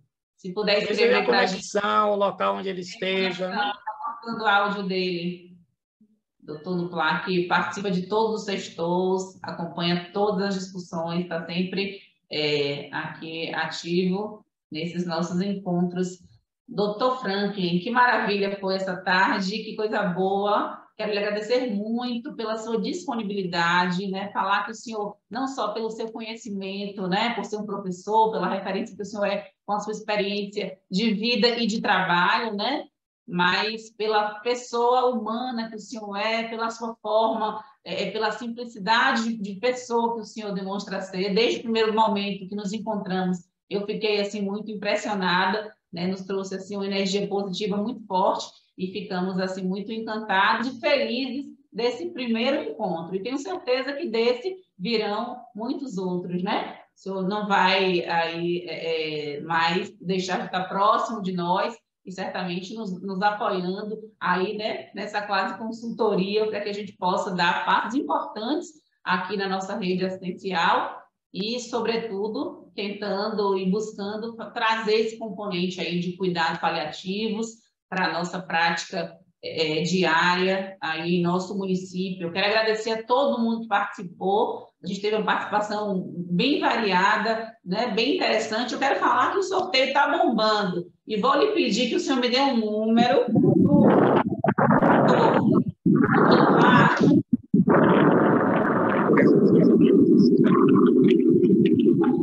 Deixa eu ver se consegue agora.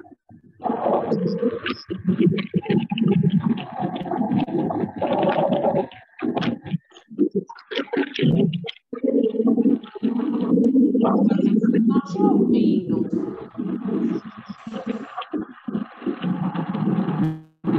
Nada.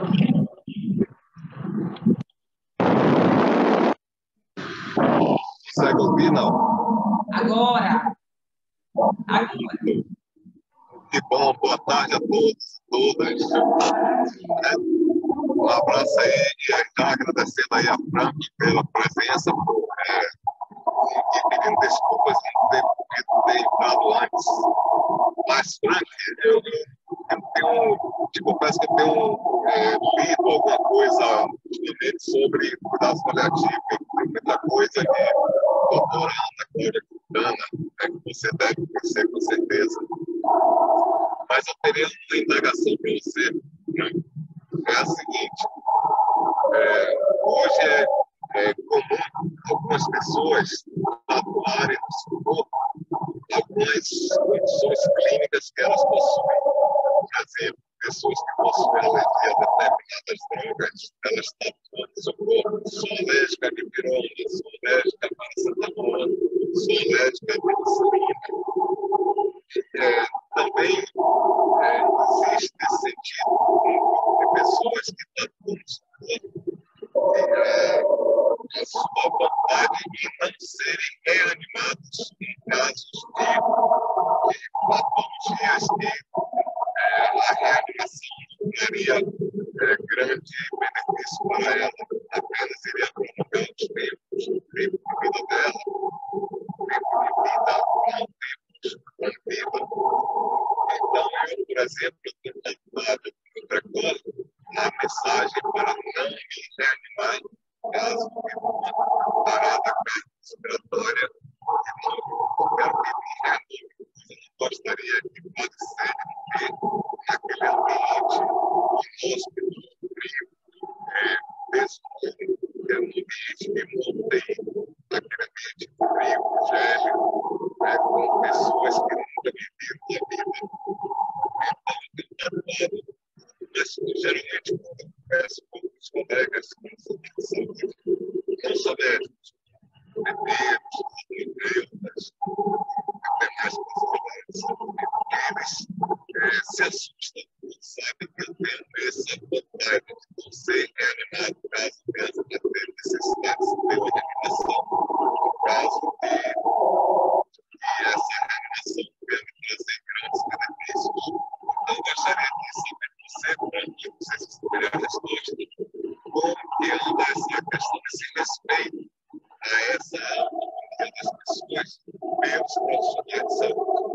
Eu creio que seria bastante interessante ouvir você com pessoas experientes, curiosas sobre essa decisão e até mesmo que possa ter argumentos para contestar esses profissionais de saúde que se manifestam contra algumas pessoas que são minhas amigas assim, poxa, se você morrer, eu estiver plantando, se parar, eu estiver plantando, eu vou lhe reanimar. Então é isso que eu queria ouvir de você. Muito obrigado. E o sorteio do livro, eu estou participando. Ouviu, doutor Franklin? Conseguiu ouvir bem, doutor Duplá? Eu ouvi parcialmente, não entendi direito. Falou muito pouco sobre a questão da reanimação, mas eu não ouvi direito, realmente. Ele tem uma tatuagem onde ele informa que ele não quer ser reanimado se o coração dele parar. Não está em ambiente inóspitos como uma UTI. E ele está questionando exatamente sobre o respeito a essa decisão, essa solicitação enquanto paciente. O paciente tatua, às vezes, sou alérgico, sou diabético, né? Fala sobre a patologia que tem ou que não quer que se faça. E ele, por exemplo, ele tem uma tatuagem, não é isso, doutor Duplá? Onde ele informa que não quer ser reanimado se o coração parar. E aí, qual é a sua posição em relação a isso? Vai ser respeitado? Deve ser respeitado, né? Qual é a orientação em relação a isso? É o que a gente discutiu sobre a diretiva antecipada de vontade. É aquilo que eu quero, que é aquilo que eu não quero que seja feito comigo, né? Esse documento, a grande questão é a seguinte: nós temos uma formação médica extremamente paternalista e autoritária. Então, nós médicos decidimos quem vive, quem não vive, como vive, de que maneira vive, se vai reanimar, se não vai. Quer dizer, é incutido em nós que devemos manter a vida a qualquer custo, a qualquer preço. Nós somos treinados para salvar as pessoas a todo momento, né? E não perguntamos se a pessoa quer ser salva, se a pessoa quer continuar vivendo aquela vida. Agora nós temos trazido muito, por exemplo, a questão de testemunho de Jeová, se eles devem ser transfundidos ou não, a revelia deles, por exemplo, né? Mais ou menos um pouco parecido com a questão, porque às vezes a transfusão implica em vida e morte.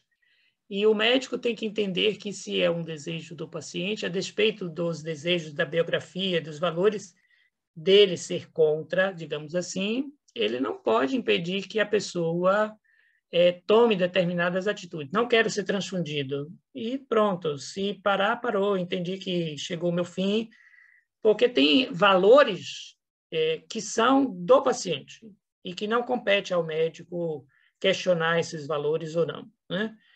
Entretanto, entre aquilo que é, vamos dizer assim, o componente ético adequado, respeitoso, e aquilo que está exigindo na prática do dia a dia, há uma diferença, infelizmente, né? E isso se passa pelo processo de educação das novas gerações e dos médicos que aí já estão atuando também.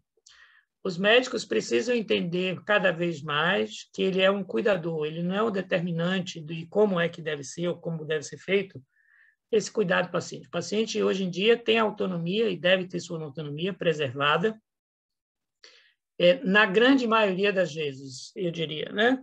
É claro que muitas vezes o paciente, às vezes, essa autonomia pode ser questionada, não no sentido de que não é válida, mas no sentido de que se ele teve conhecimento suficiente para exercer a autonomia dele.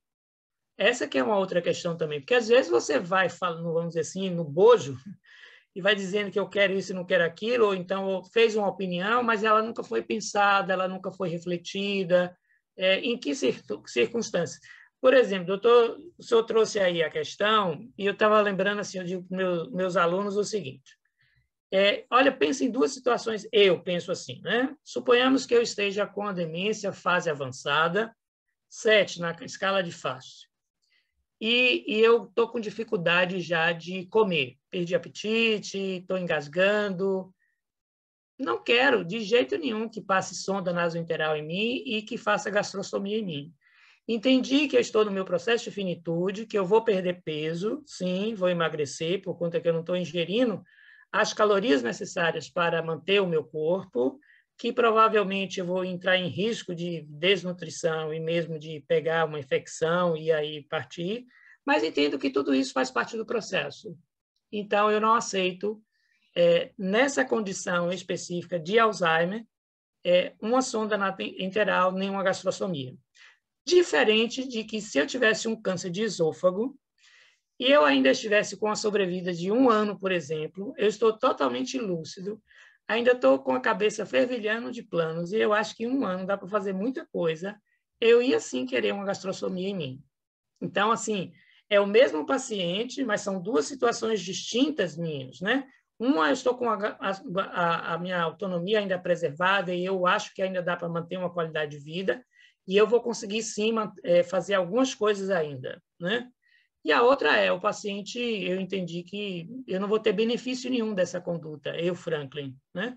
E aí eu não quero ser com sonda nasointeral, não quero que façam gastrostomia em mim, entenda que ali eu vou parar de me alimentar.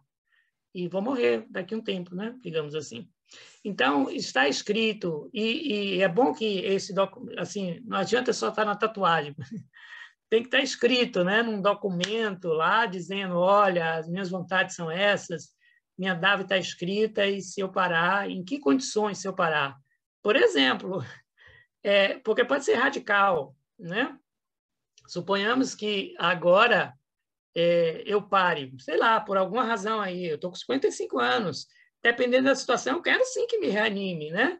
Eu preciso pensar em que contexto eu não vou ser reanimado, né? Se eu entender que eu estou com uma lesão, tem um TCE, coma vegetativo permanente e parei, não, aí eu não quero ser reanimado desse jeito. Mas se eu tiver uma pneumonia, tenho uma doença assim, curável, eu acho que eu me candidato a ser reanimado, sabe? Me candidato a intubação orotraqueal. Agora, recentemente mesmo, eu passei por uma situação, no ano 2000, eu tive Covid. E fui a primeira leva de Covid sem vacina. Não tinha vacina, não tinha nada. Ninguém sabia quase nada, na verdade. Foi em outubro de 2020. A gente não sabia ainda das sequelas e tudo, só sabia que piorava muito.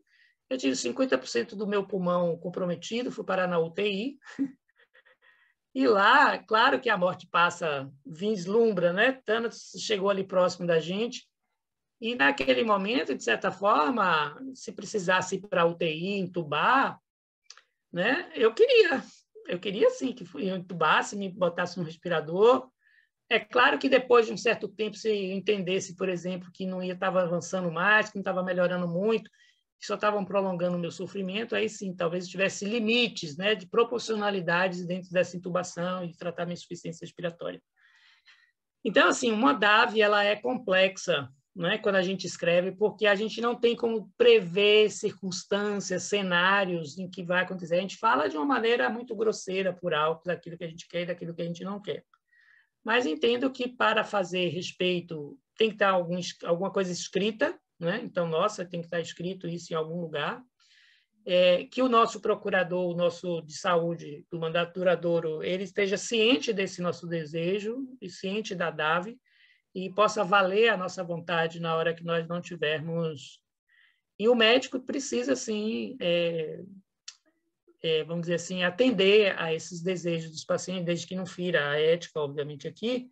Inclusive, os nossos colegas, né, nós estamos sujeitos a serem processados ética e civilmente se nós não concordarmos com determinadas condutas que foram acertadas e que são valores do paciente. Ele definiu, né? Se ele falou que ele não quer ser reanimado e depois vai alguém lá e reanima, isso pode gerar processo, né? Processo ético, porque a DAV está escrita no nosso código, o CFM respalda isso, respalda para os pacientes, e juridicamente já está começando a ter muita coisa nesse sentido também. Existem advogados hoje no Brasil só especializados em diretiva antecipada de vontade, que têm falado muito sobre isso, direitos em saúde, enfim, e podem gerar complicações, né, para o médico.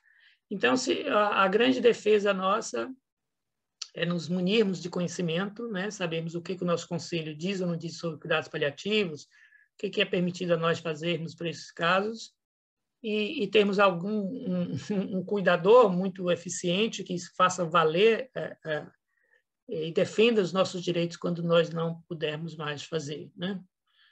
Mas acho que está caminhando, né, nesse sentido de respeito à autonomia cada vez maior do paciente. Mas dizer que isso é uma realidade que é unânime, infelizmente, não é, né?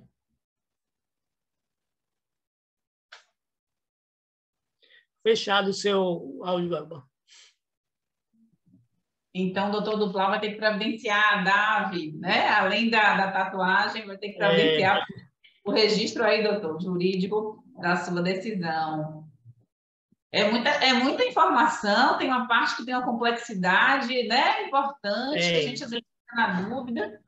E, enfim, é muita coisa interessante de uma vez. É muita informação. Doutor, precisaria de uns 4 sextou, pelo menos, para a gente ficar, se situar melhor. Acho que está chegando o finalzinho da nossa live e eu gostaria já de anunciar aí o vencedor, quem levou o livro de Cícero Saunders, Belai Comigo, Inspiração para uma Vida em Cuidados Paliativos. Tami vai soltar aí o nosso sorteado, um dos 3, que eu quero ver esse print na tela, quem levou. Mostra aí, doutor, o nosso livro. Cadê, ó? Quero ver quem é o sorteado. Agora o sorteio, hein? Luiz Duplat, eita, subsecretário Pequite, retado. Aí, doutor, vai ter que emprestar para toda a secretaria depois que lê. Ele vai ler primeiro, depois vai nos emprestar. Maravilha. Bom... Entrega no dia que for em Camaçari novamente. Não preciso mandar pelo correio. Aí, doutor, parabéns. Recebeu o livro, maravilha. Já agenda uma reunião com o SUB aí para entregar o livro. A gente já vai dar outro passo e a gente já dá continuidade, né, ao que pensamos aqui na nossa conversa de hoje. Maravilhosa conversa, excelente conversa, um papo, como eu falei, enriquecedor, cheio de informações importantes, papo atualíssimo, né, com a participação também muito bacana aqui que Thalita escreveu. Obrigada pela excelente live. Estou aqui por indicação da minha professora Cátia Cataldo, que é minha professora de cuidados paliativos. Parabéns ao profissional Franklin Santana e a todos os envolvidos. Estou amando e cada vez mais entendendo a importância do conhecimento e da prática dos cuidados paliativos para os profissionais e para os futuros que estão por vir. Excelente bate-papo, parabéns a todos os envolvidos. Acho que foi muito curtida a nossa live, né? Muito aproveitada. Enfim, parabéns, doutor, obrigada. Sei que agora é metade camaçariense, porque tem um pedacinho da semana que ele mora em Camaçari, eu vou contar esse segredo, tá? Então, que bom tê-lo por aqui, né, na nossa cidade, perto de nós. E, enfim, na roça. Lá em Barra do Pojuca. Camaçari, isso. Estávamos por lá no sábado passado, ali pertinho. Doutor Duplan, queria lhe convidar para finalizar o nosso sexto de hoje. O senhor que foi o grande sortudo.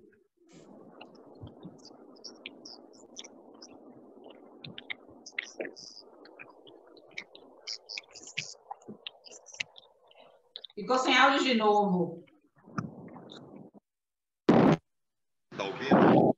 Agora. É bom que eu fui agraciado por esse sorteio.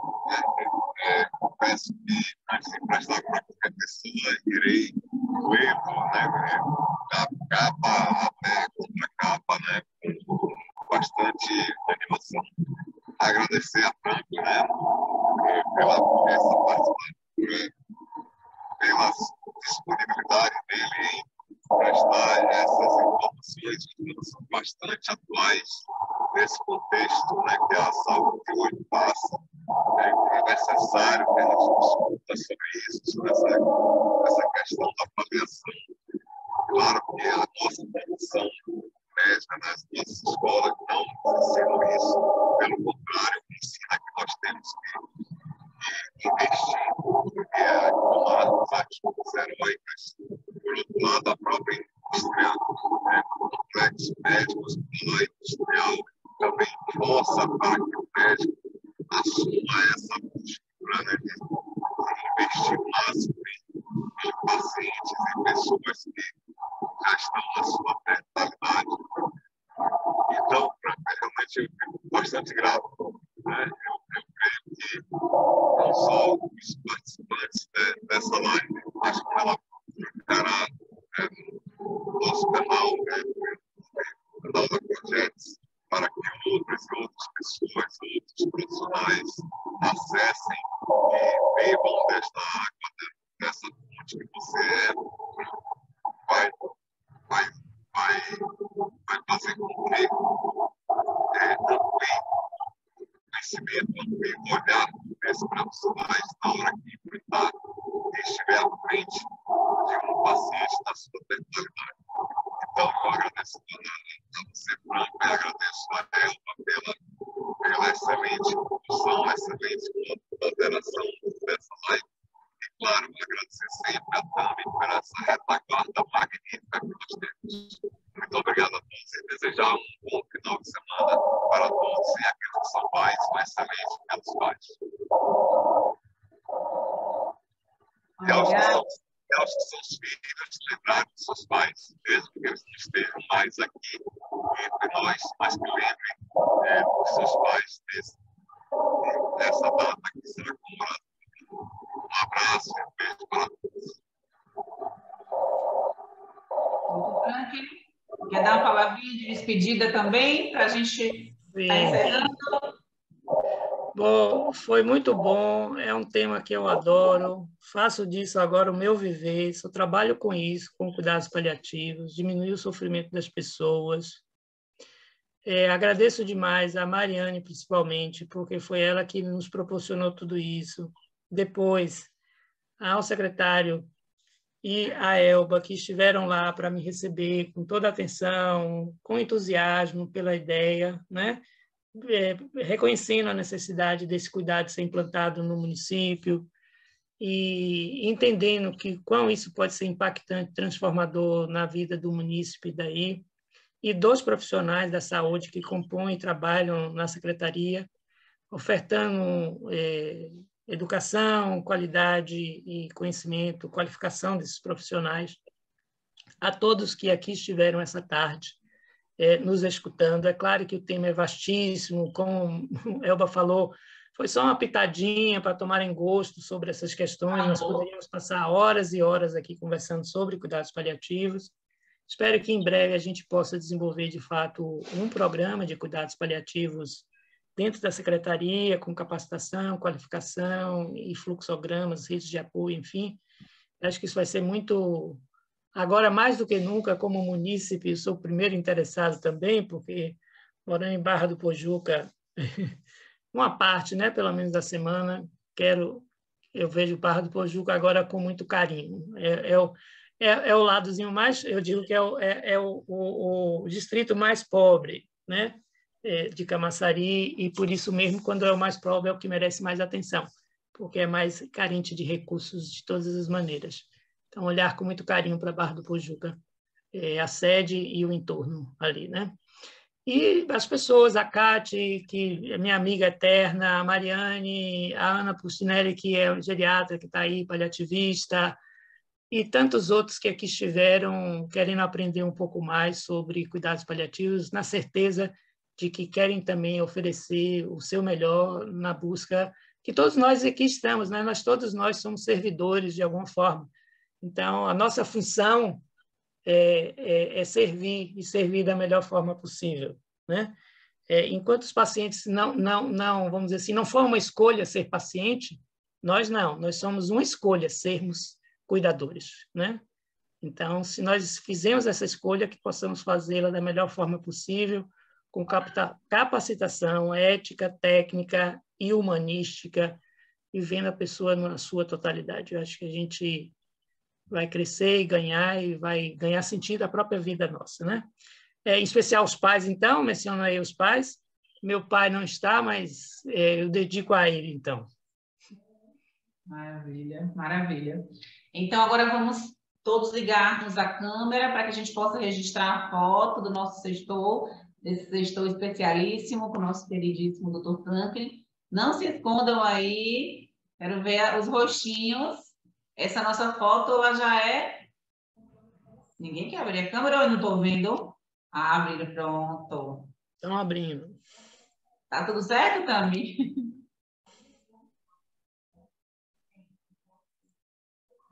Ok.